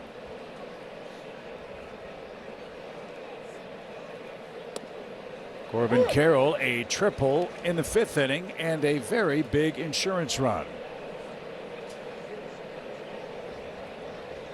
Should Brule have any trouble, Matt Swanson is playing catch here in the 7th inning. Mentioned the Reds are in town tomorrow. We've got 30,000 expected Friday, 35,000 on Saturday, 25,000 fans on Sunday. Then big crowds expected, as you'd expect, for the Cubs. For that 4-game series, we've got the Rockies coming in toward the end of the month. I should say in August, I beg your pardon. We'll have a Jack and Joe Buck bobblehead, a Cardinals polo shirt for that Rockies series. And for the kids on Sunday, great day you won't want to miss, Fredbird Build-A-Bear Day. Yeah, it's going to be a good one. And that's probably, I think, for most starting school, maybe the last weekend before kids are in school. So come on out, catch a ball game, get one of the great promos. That'll be a lot of fun at the ballpark.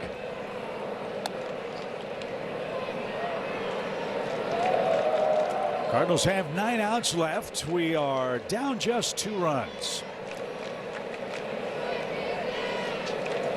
Corbin Carroll, 2 balls, 2 strikes. And swing and a miss. Carroll didn't get that. And 2 men are out. Perdomo next. How would you evaluate McGreevy's start today? What did you like? Yeah, look, I thought that Michael once again just gave you an opportunity to win a game. You see this Chevy pitch track, good sinker in from Brule, left on left to get the strikeout. I thought he executed pretty well, and unfortunately the biggest swing of the bat was Locklear. Jumped a change up. He knew he made a mistake out of the hand and unfortunately paid for it.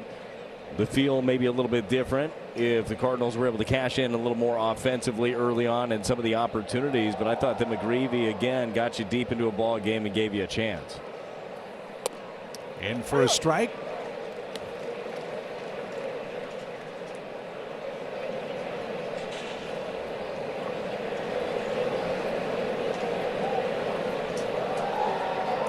For Geraldo Perdomo, the shortstop.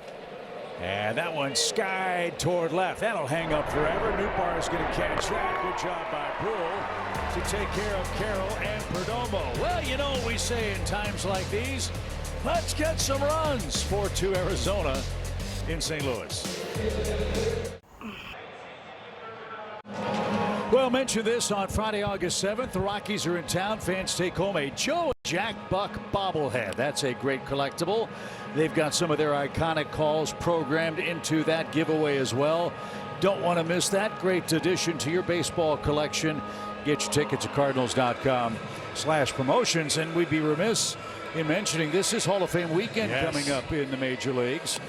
Carlos Beltran, Andrew Jones, and Jeff Kent will be enshrined in Cooperstown.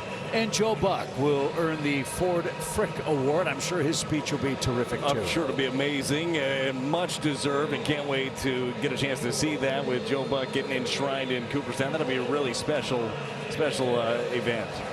So home 7th here in St. Louis. No time like the present, but it's tough. Brandon Garcia, sporting a 1.75 ERA and electric stuff, will face Nelson Velasquez, who will lead off. He'll bat for Jimmy Crooks. And we could use some thump as we kick off the Honda home run inning. If somebody can go deep for the Cardinals, your Gateway Honda dealers will make a $1,000 gift to the Make-A-Wish Foundation. Rolled foul past Pop Warner. It's an even count for Velasquez. All 4 of his homers have come against lefties. But Brandon Garcia has gone 40 innings without allowing a long ball. Time to change that.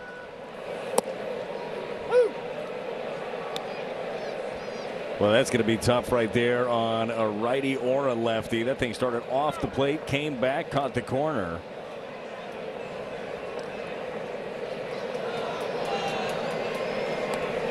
Garcia this season, you mentioned no home runs given up. He's only given up 1 extra base hit in general. And Velasquez swings and misses off the bench. He's gone cold at the plate. There's your first out. Out of the hand, you see fastball from Garcia, and this thing just keeps on riding inside. Gets the swing and miss. So we go back to the top. J.J. Weatherholt legged out an infield hit and scored the game's first run on a Walker missile. This one up the middle, almost hit the second base bag, and in the blink of an eye, Weatherholt's retired. 2 up and 2 men down. Brandon fought through 25 pitches in the first inning. Seems to me since, though, Brad, the Cardinals at the plate very aggressive early in counts. They've racked up 7 hits, but 4 of those hits came in the first frame. Well, we've also seen the Cardinals do a lot of damage that way too, wanting to jump some fastballs early, be able to collect some hits. But the downside of that is when you're not able to square it up, the outs start pouring in quickly. Walker, another big cheer, and takes one at the knees. 1 ball, 1 strike. Calls a strike, the batter challenging. Jordan thought that was low. Let's see if he's right. ABS powered by T-Mobile. He is. That flips the count. 2-0. Tells you how his ball strike recognition has improved. I think Jordan's done a nice job in that important statistic. 2 balls and a strike. Well, you're only going to be better at pitch selection if your pitch recognition is good, and the recognition has gotten a lot better for Jordan Walker, and the selection has been a lot better as well. How about that? Nice piece of hitting, goes the other way ahead in the count, and he'll bring Burleson to the plate representing the tying run. Well, one of the biggest mistakes you could do against a guy like Garcia is trying to get too big. He doesn't do that here. A nice short stroke to this baseball, and there's another hard hit ball through the right side for Jordan Walker. Jordan's 29th multi-hit game, 2 behind Burleson. At the start of play today, Alec, though, 2 for 3 again this afternoon. So what can he do lefty versus lefty? They give him a lot of room in left center field. And a lot of room off the third base line. There's a bunt for the taking if he could lay one down. Instead, he's going to roll to second. And the Cardinals are out of luck. Our game moves to the 8th. Arizona leads it 4-2.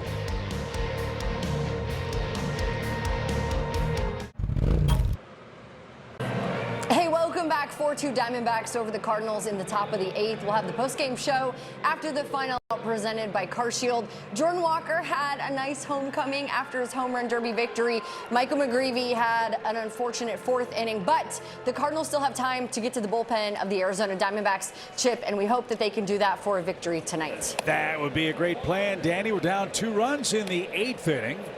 Gabriel Moreno, Max Kepler, Adrian Del Castillo coming up for Arizona. You're right, the 4th innings where it came undone for the Cardinals, a 2-out 2-run homer turned things around. Whitbar is going to watch that one sail off the base of the wall. Moreno on his way to second. We can't get him out. He's got 2 more hits and a leadoff double to kick off inning number 8. Well, speaking about turning things around, that's exactly what Moreno was able to do with this sinker. 90 miles an hour down, just stays on it in the gap. Another leadoff double here from the Diamondbacks.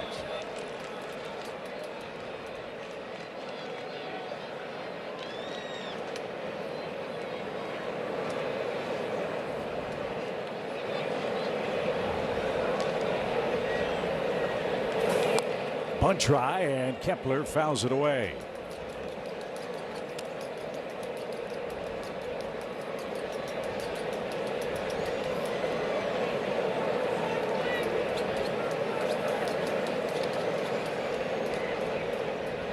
Cardinals pinch in at the corners. Hits even 8 apiece. Errorless game to this point. But when you have a close game, the last number you look at on the line score is LOB. That's not lob. It's left on base, and St. Louis has stranded 7.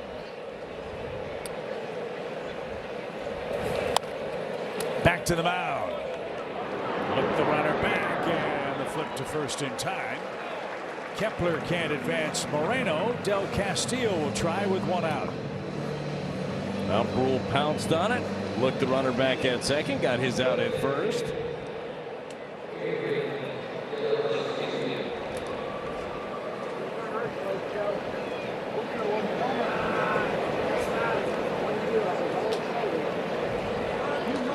Del Castillo has doubled and scored.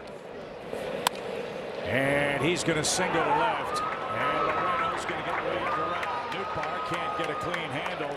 And the Diamondbacks manufacture their 5th run.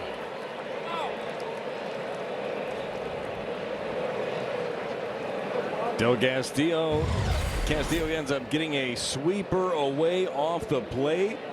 And really nice idea for him. Recognized it, took it that direction. Wide open left side with Mason shifting up the middle. So the Cardinals make another pitching change. Matt Swanson will come on. 1 in, 1 on, 1 out. But sadly, a 3-run Arizona lead.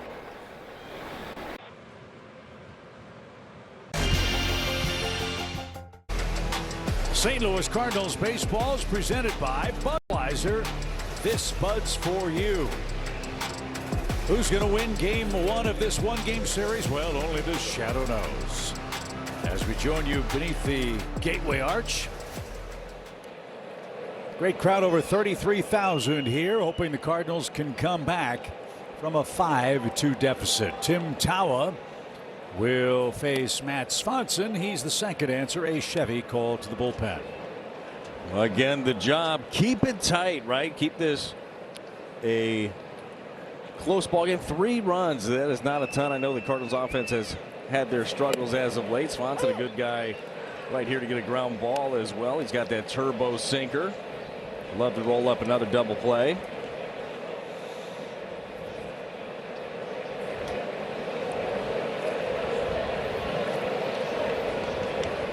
Runner at first takes off, and Pedro Paez can't catch it. So Del Castillo moves up. Arizona trying to add insult to injury here in the 8th inning.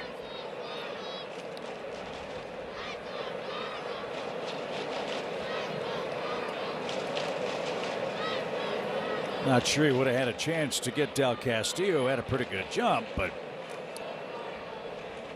he stands at second, and a 2-1 count for Tim Tawa.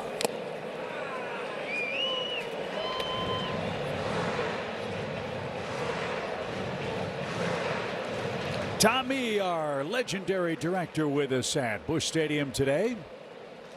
Brian Shapiro is our producer. Stick around for Ricky Horton and Danny Wexelman. They'll wrap things up on the Cardinals TV post-game show. Ricky's part ninja. He is so fast. I mean, he gets over to the set like boom, right on time, calling the game over there on the radio, and then gets right on set. Guy's impressive. I think that's what Horton means in his native tongue. I think that means ninja. Is that what it is? Yeah, I think so. He like teleports over there. Probably has armed guards that bring him over that way. Well, and he may be on his way as we speak. Magic man. Wow. Gosh, so he's quick. How can he? Well, we know how he can. He's providing analysis for the Cardinals radio broadcast while making his way to the TV studio.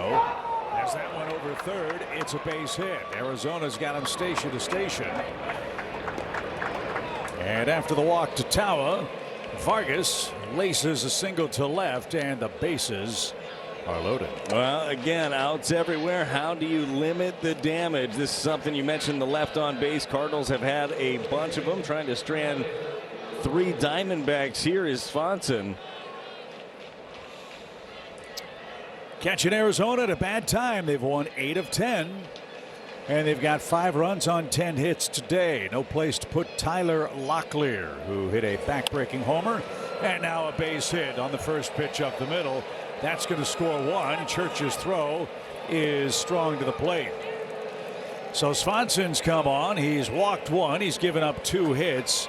And Del Castillo scores the second run that belongs to Justin Brule. Here is your Budweiser play of the game. Well, it's a cutter, doesn't get it where he wants to, and Locklear, who again was not in the lineup until about 15-20 minutes prior to first pitch, when Ketel Marte was scratched with a sore back. He has had himself a big day.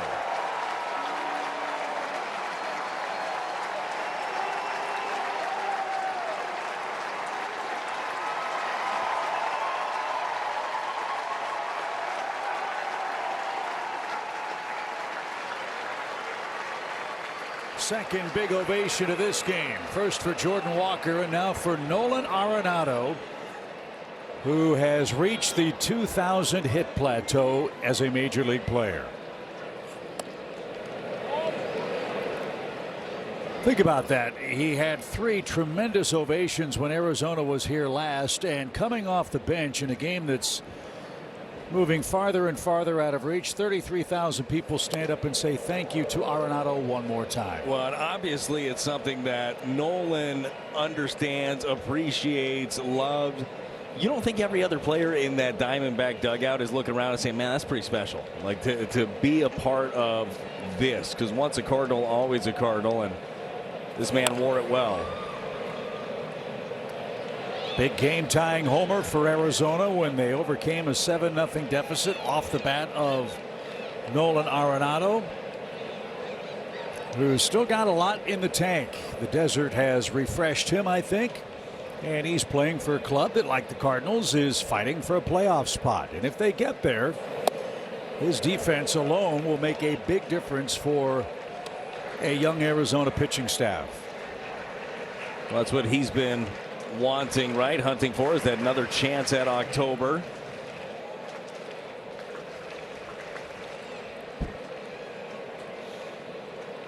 A 2-run 8th. Bases still loaded. Tyler Locklear, a 3 RBI game.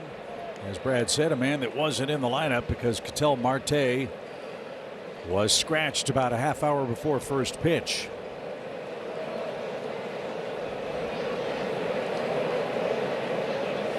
Arizona trying for win number 54. The pitch.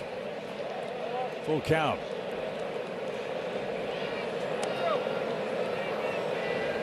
As we told you, the early start time wreaks havoc with the eyes of a defense. Around the second inning or so, the shadows began to creep out toward home plate. Now they've reached the edge of the infield grass, and now the outfielders have to deal with bright sunshine in their eyes as they stare westward. A line drive into right field, another hit. This one softly struck by Arenado. So off the bench, Arenado with a pinch hit RBI single. Swanson hasn't retired a soul yet. Arizona leads 7-2. Well, Nolan Arenado taking what is given to him. It's a cutter. It stays up, dumps this thing into right field, extending the lead yet again for the Diamondbacks. Not as many cheers this time for Arenado. 5 hits and a walk in the inning. And now you deal with Corbin Carroll.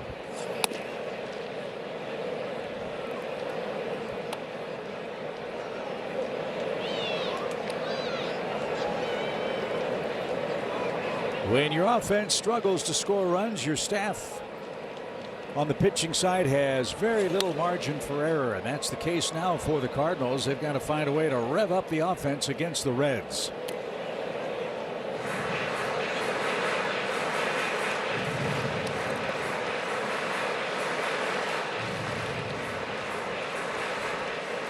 McGreevy, Brule, and Swanson.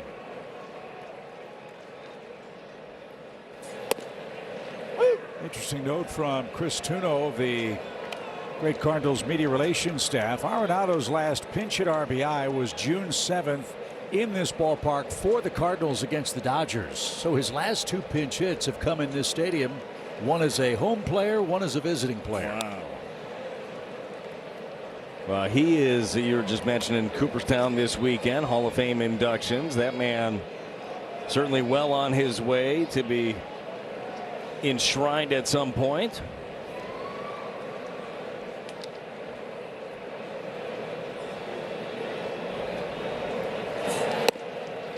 That stayed high.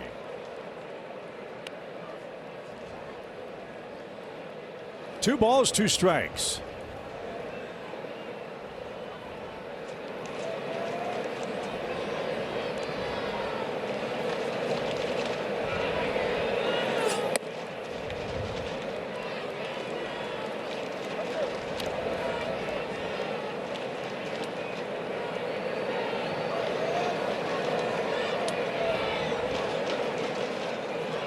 We've seen enough bases loaded walks for 1 week, haven't we? 3 balls, 2 strikes.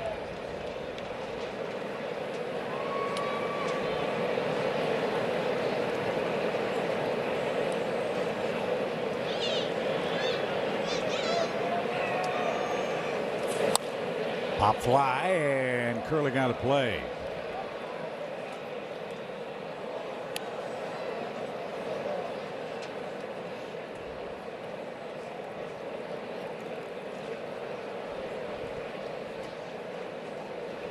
(7-2) Arizona. 2 3-run innings.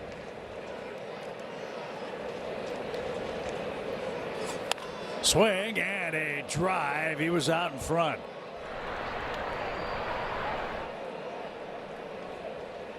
Pitch number 9 coming up.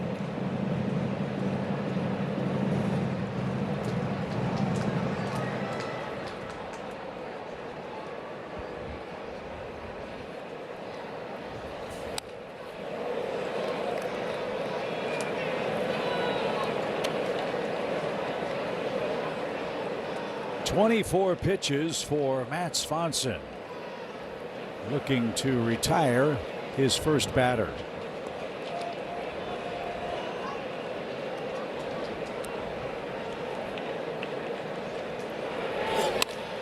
In the air, well hit left. Nootbaar retreats, and he finds a sunny spot, makes the catch, and the throw back to second. As Carroll has a sacrifice fly, his 49th RBI. Arizona now leads at 8-2. Locklear's homer is going to get a lot of the attention in this game, Brad, but I really think Arizona's done a fantastic job of manufacturing runs and playing ABC baseball and cashing in the chances they've gotten. Oh, you're right. Look, they've effectively ground balls to the right side. They've moved guys over. They've had good approach. They fouled off a lot of pitches, made the Cardinals pitching staff work, doing a lot of things well, and that's kind of what they've done all season long. Yeah, they've got power, and they've powered up, as you've mentioned, 17 home runs over the last 10 games for them, but their offense is a lot deeper than that.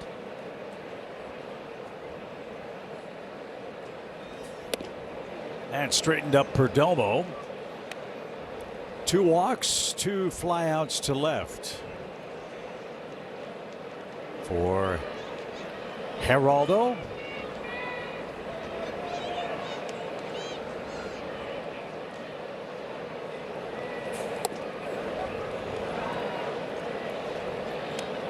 Gordon Graceffo is getting ready. The last thing Ollie wants to do is use him here, but he may not have a choice as Matt's approaching 30 pitches.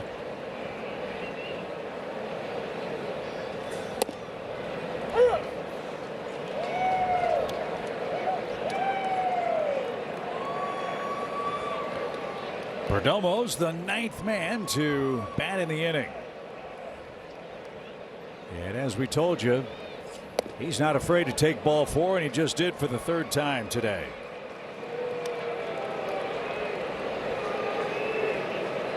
So a rough outing for Swanson. Bases loaded. Moreno's coming up.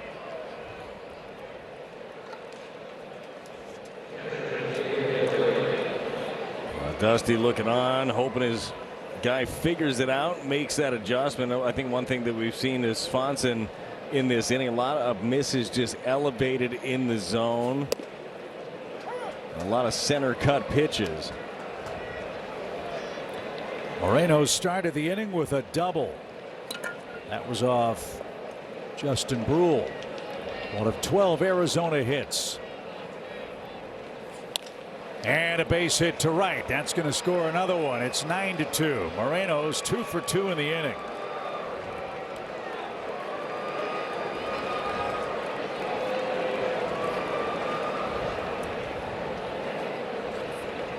And to tell you the state of the Cardinals bullpen and where they are, Dusty Blake and Oliver Marmol have not moved a muscle. They've got some protection going in the bullpen, as you mentioned, with Graceffo, but I don't want to have to use him. You got that second out. You want him to be able to get through it. And there are times like this, your guy almost has to wear it. You have to figure out a way to get out. 2 outs, bases loaded. Cardinals have been standing afield for about 19 minutes. It feels a lot longer than that. Popped up and off to our right. The Cardinals scored the first 2 runs of this game. Arizona has scored the last 9 unanswered. That's the frustrating thing. The Redbirds have gotten off to some great starts, but then the offense just hits neutral.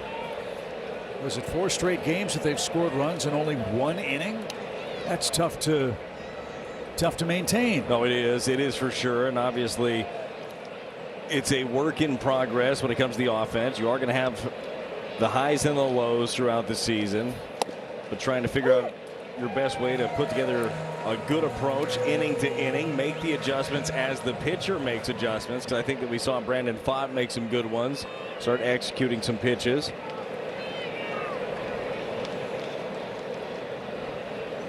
Two balls, 2 strikes, bases loaded, and popped up. Long run. Fermin is there, and mercifully the 8th inning comes to a close. 10 to the plate, 5 touch it, and Arizona extends their lead to 9-2.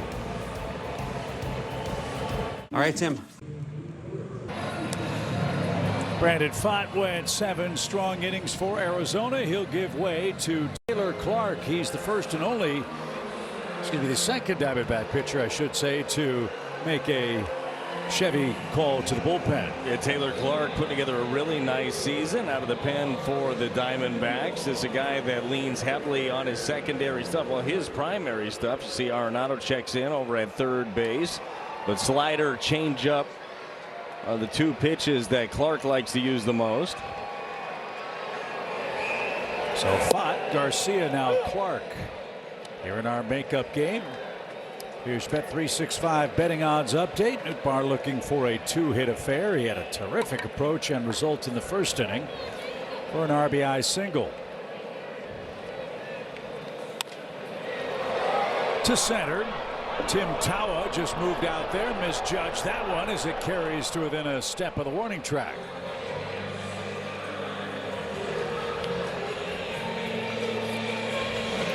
Mason Wynn next. He's 0 for 2 with a walk.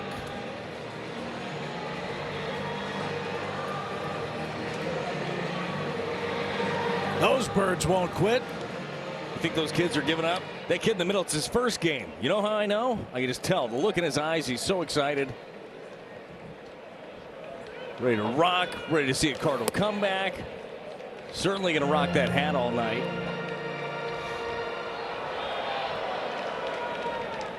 That's the latest edition of the Cardinals bird hat. I think that's something we ought to do every year. Have a different style. Yeah, bird hat giveaways. Yeah, that was a very popular promotion a couple of years ago. You know what I think? I'm just thinking on the fly here, and certainly Megan Eberhardt and her team did a far better job than I do of coming up with ideas. But I'm thinking about Fred Bird leg sweatpants. Okay, so you have sweatpants. They're comfy sweatpants, like any sweatpants would be. As this one's popped out to right. That's going to be second out here of the inning. But then it's got Fred Bird's legs, like skinny little chicken legs on them, and you're just rocking like the Fred Bird legs. What do you think? Look, you know me. I'll wear just about anything once. That's a fact. So I would be in favor of that.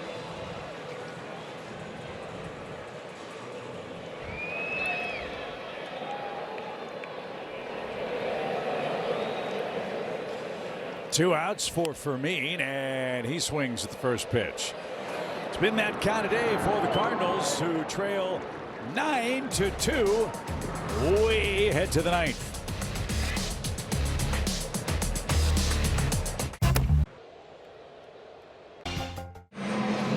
We head to the ninth inning, 9-2 Arizona. Another beautiful scenic shot from Tower Grove Park. Part of the estate of businessman and botanist Henry Shaw, who donated that beautiful piece of real estate west of downtown to the city of St. Louis in 1868. Pretty place. And there are many of them here in St. Louis, especially on a day like today. Hope you got outside and were able to enjoy 80-degree weather, low humidity in late July. What a blessing that's been. I don't think it's going to last for too long, but you take advantage of those days when you get them, that's for sure. Gordon Graceffo is the fourth pitcher of the day for the Cardinals, the third to answer a Chevy bullpen call. Adrian Del Castillo, Tim Tawa, and Ildemaro Vargas.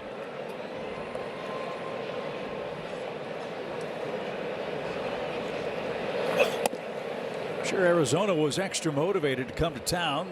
Some weren't too happy that our game against them was postponed and it forced them to come back and lose an off day.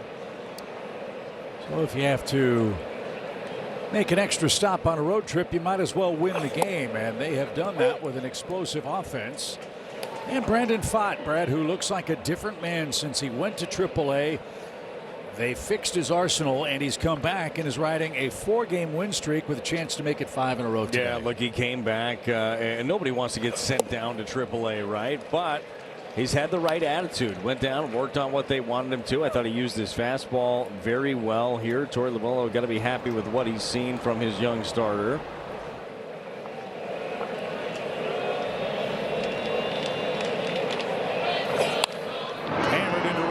That's hit number 14. 3-hit game for Del Castillo.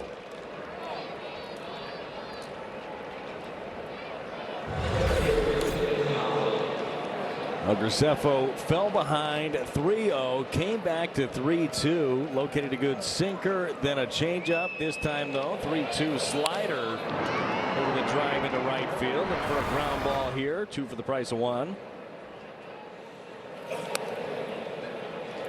Tim Tawa now playing center field. He's had a productive day. Heck, the bottom of the order, that was a story on the road trip.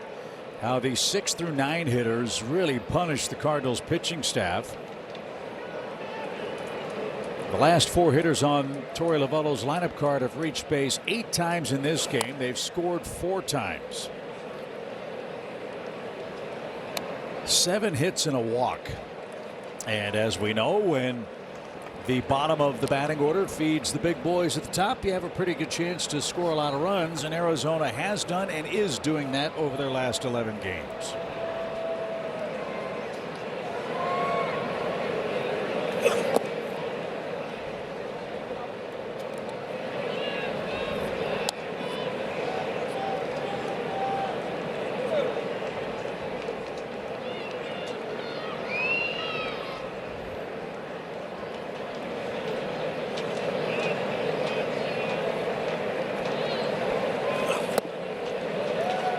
Tawa swings and misses, and Graceffo has his first out of the game. Graceffo able to get on top of this changeup. Great tumbling action. Sells it with that very fast arm. Looks like a fastball. Tunnels well and gets swing and miss. Take another one of those or take a ground ball here. Arizona's second baseman Vargas is up. You a fan of musicals? No. No? Okay. But, I mean, do you have one in mind? Well, every time this guy comes up, I think about the big song from the musical Annie. Oh, is it? What song? First, the 1-0 pitch. The sun will come out till tomorrow. Bet your bottom dollar that il tomorrow, come what may. Boy, that's a stretch, isn't it? Yeah. But that's where your brain goes. Like it's also 9-2 in the ninth. No, we're built different, because I was going to say when Tim Tawa was up, the first thing I think about is Ungawa, Tim Tawa. Like that's yeah. But you went musical, like you're cultured. I don't know about that. Just a lot older than you. But Annie, just thinking about Il Tomorrow clears away the cobwebs and the sorrow till there's none. I feel better about the Red Series already. Yeah, I don't know. I don't know Annie that well. I know the song. I've heard it. Yeah. You like it? No. I like it better now. Okay. That you talked about it. Have you seen Annie? Have you gone and seen that show? Of course not. You're a big musical guy, right? No. The extent of my musical theater would be the final song of Blazing Saddles. Okay. All right. Tom DeLuise, base hit into right. And Ildemaro Vargas adds insult to injury. He has another knock. That's his third.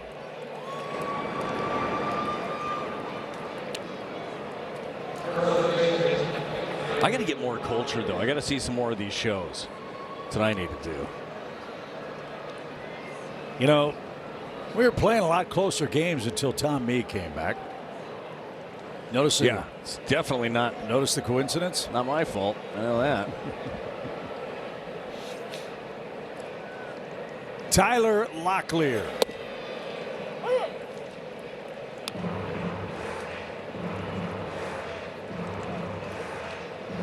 Do we have to pay royalties if we sing Il Tomorrow? I mean, you should try it. We'll find out. I'd rather not. Seen enough of that guy. Pitch fouled back. It's 0-2. It just kind of rolls off your tongue. We talked about it with the Angels with Logan O'Hoppe. Brought to mind Monty Python on the Holy Grail. Okay. I feel happy. Actually, I don't today. No. Not dead yet. Oh, you will be. Fouled away. 0-2. The count. Big baby.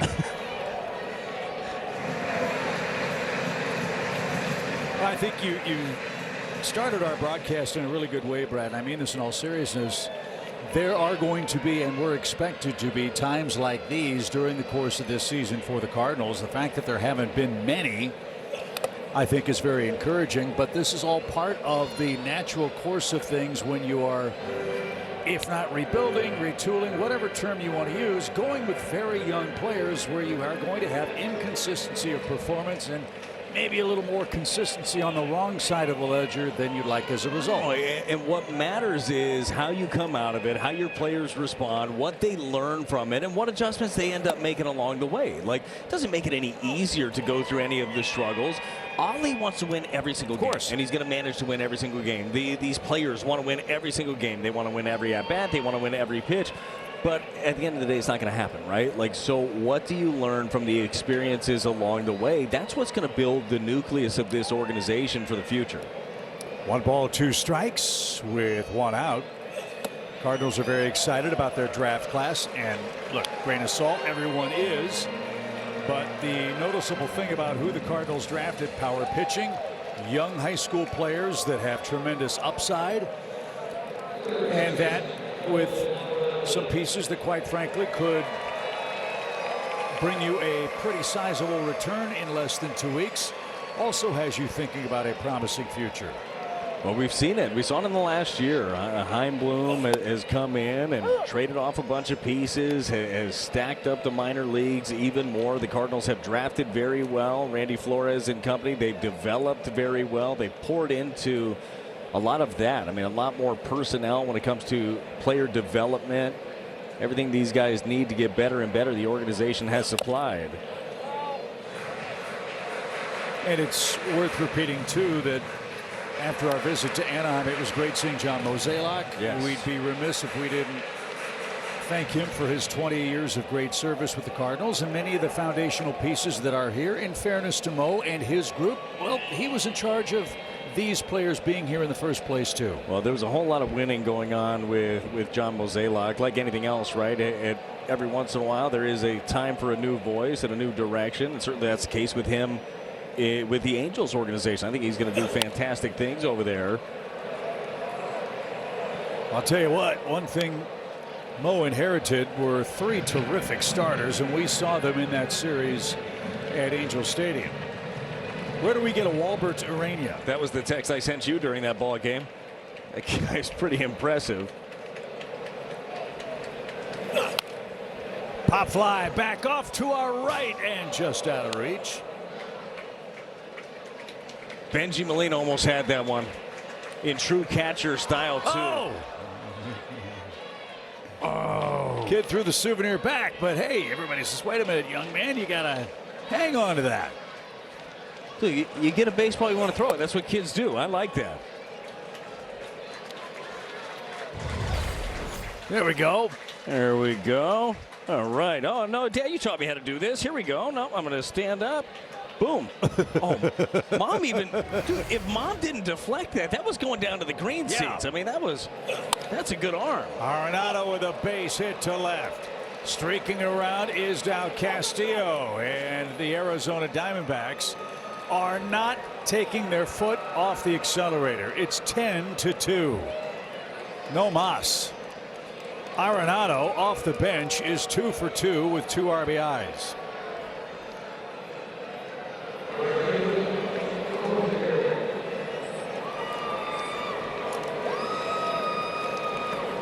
Ten runs on 16 hits. Well, this is one of those times right now. Look, you're never giving in a big league ball game, but right now you're just thinking about the amount of pitches you're throwing. You're trying to limit any sort of damage. You certainly don't want to bring another reliever into this one, as that was the 28th pitch of the evening for Graceffo. Swanson had to throw a ton of pitches. Graceffo's thrown 28.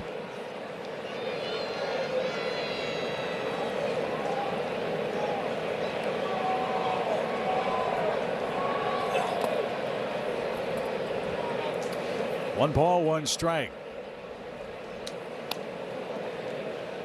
Boy, do the Cardinals need a big outing from Dustin May tomorrow. And you know about Dustin and how things have gone for him his last 5 starts. It's been a struggle since that complete game victory.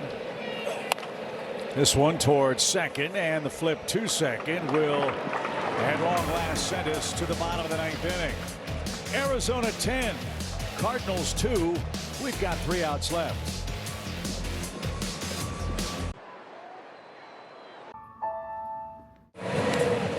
you know, when a Thompson's on the mound at Busch Stadium, you might have a tough time of it. Let's see if that's the case here in our makeup game with the Diamondbacks. Good call, Chip. Thought you were going to say you'd have a chance to come back offensively. Either way, I wouldn't do that. You were thinking about it. That's all right. Sidearm slinger Thompson in there trying to nail this thing down for the Diamondbacks as they embark upon their what is now a 4-city road trip. They head to D.C. after this.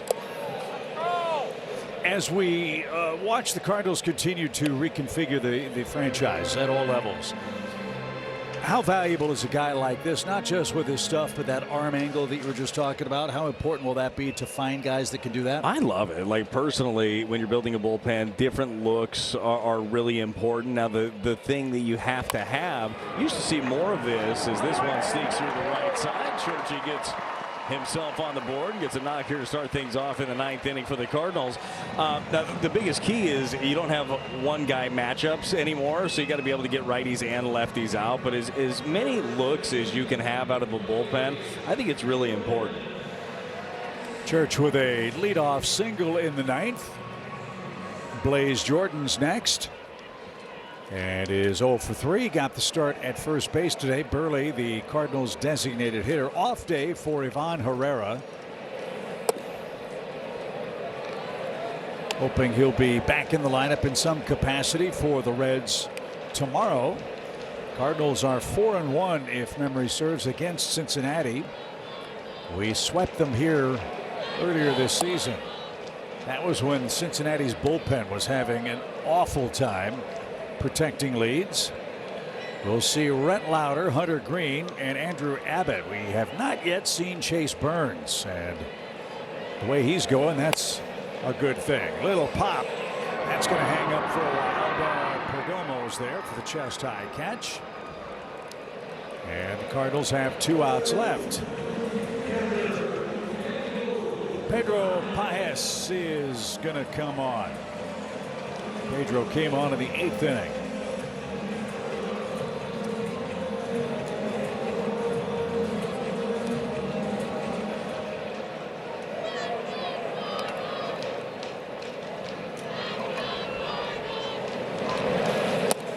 As we said at the start of the show, Brant Brown told us the Cardinals are trying to be hit collectors. In the first inning, they collected 4 of them and scored 2 runs. But after that, Brandon Pfaadt went to work, and St. Louis couldn't solve him again. Redbirds had a 2-0 lead. Arizona has scored 10 unanswered runs since. Yeah, the 8th inning, obviously the dagger. It was a 5 spot in the 8th as the Diamondbacks batted around against Matt Swanson.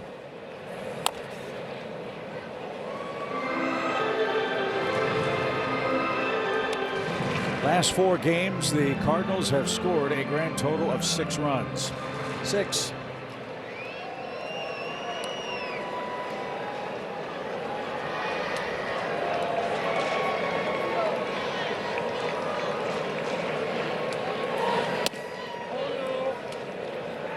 A ball and 2 strikes.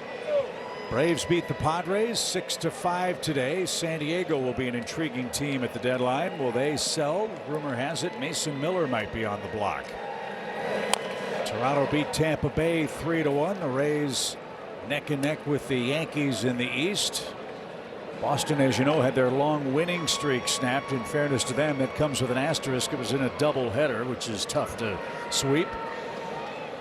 Ended up with 15 in a row, though, correct? Yep.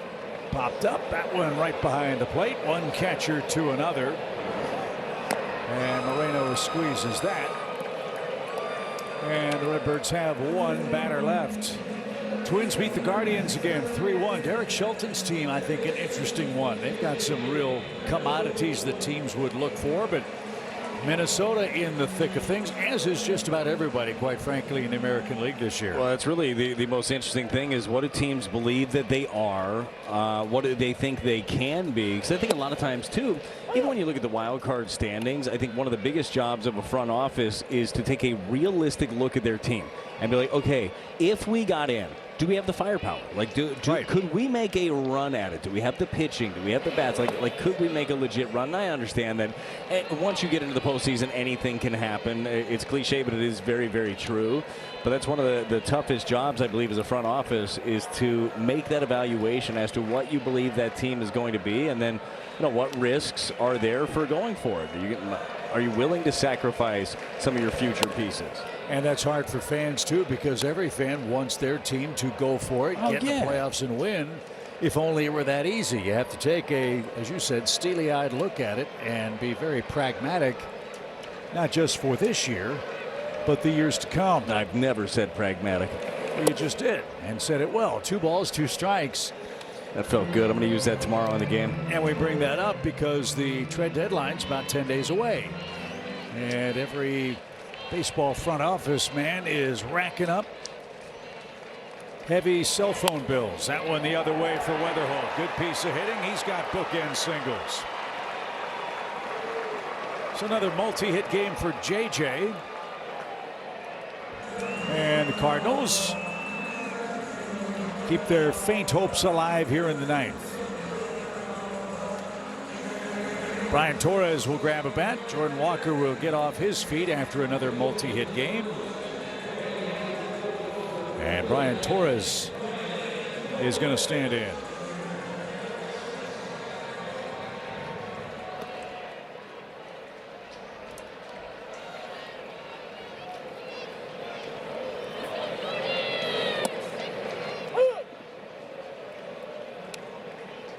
Cardinals had hopes of leapfrogging past Arizona in the 3rd wild card. That's not going to happen, barring a miracle here. But the road ahead for the Diamondbacks not easy.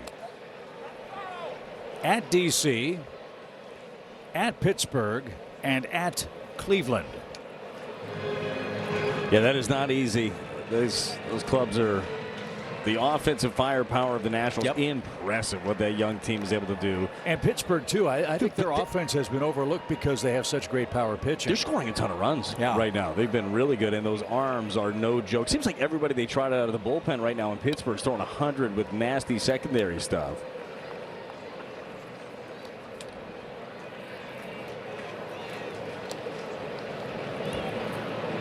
No balls, 2 strikes. That one pops away. Everybody moves up 90 feet.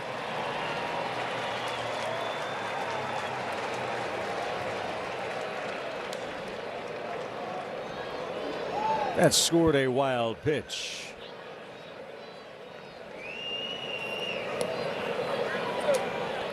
So Torres, who's picked up 3 hits this month, will try to double the run total. As he hangs tough, that's bounced to first, where Stubby Clapp will clean it up.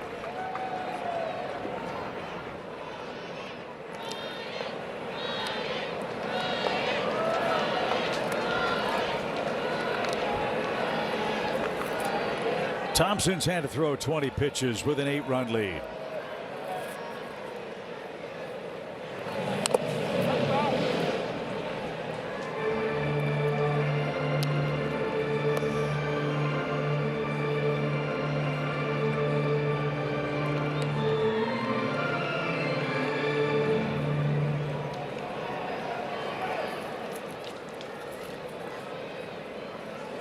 Swing and a shot to right field. That'll score 1. Pop's going to wave around Weatherholt. The throw not cut off. So Brian Torres helps the Cardinals score 2 in the 9th inning, an RBI single. Well, you love seeing this. Torres coming off the bench and ready to do something like this. This one up and in with the slider. Able to turn and burn and bring in a pair here late. Like that. These at-bats, like the Cardinals might not come all the way back in this ball game, but at-bats like that are going to be important for a guy like Torres to take. Hurley breaks his bat. That's down the right field line. Torres on his way to 3rd. Burleson has a double. There's a little late life for St. Louis. And all we need now, Brad, is a bloop, a bloop, a bloop, and a blast. And things get interesting. Alec Burleson, little broken bat action right here. 89-mile-an-hour sinker in on his hands, but the big man muscles it into right, has the double. And now the Diamondbacks have a little bit of action. They're going to come out, have a meeting on the mound, talk about this. Right-hander begins to warm in the bullpen.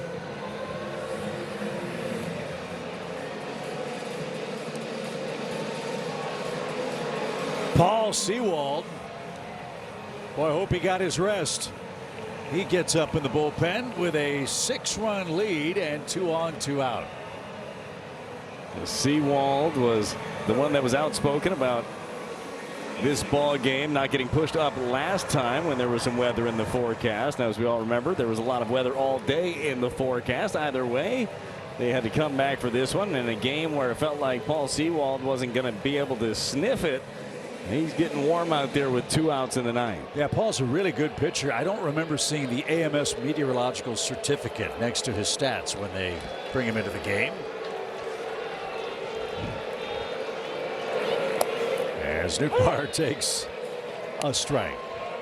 Is that what this certificate is? Like back in the old days, yeah, you used to turn on the news and they'd say, Joe Schmo is an AMS Meteorological Society weather guesser. As that one popped into right center field, that's going to bring home 2 more. It's 10-6.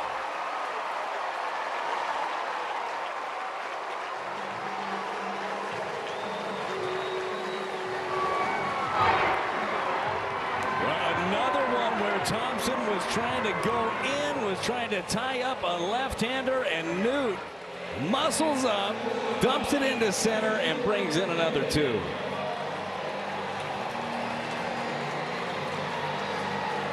Well, it's raining hits on a sunny day in St. Louis in the 9th. Cardinals have scored 4 runs.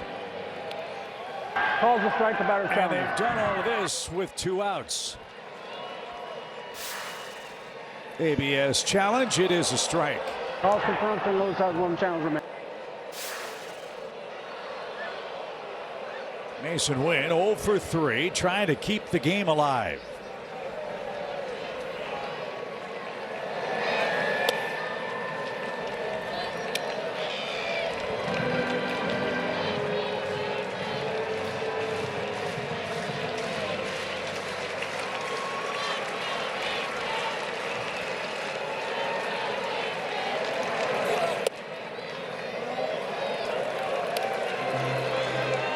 With a 10-2 lead and nobody out, Torey Lavallo is 1 more base runner away from having to go get Thompson here. But it's not to be. A shot to second will end the ball game. Arizona comes to St. Louis. They score 10 runs on 16 hits.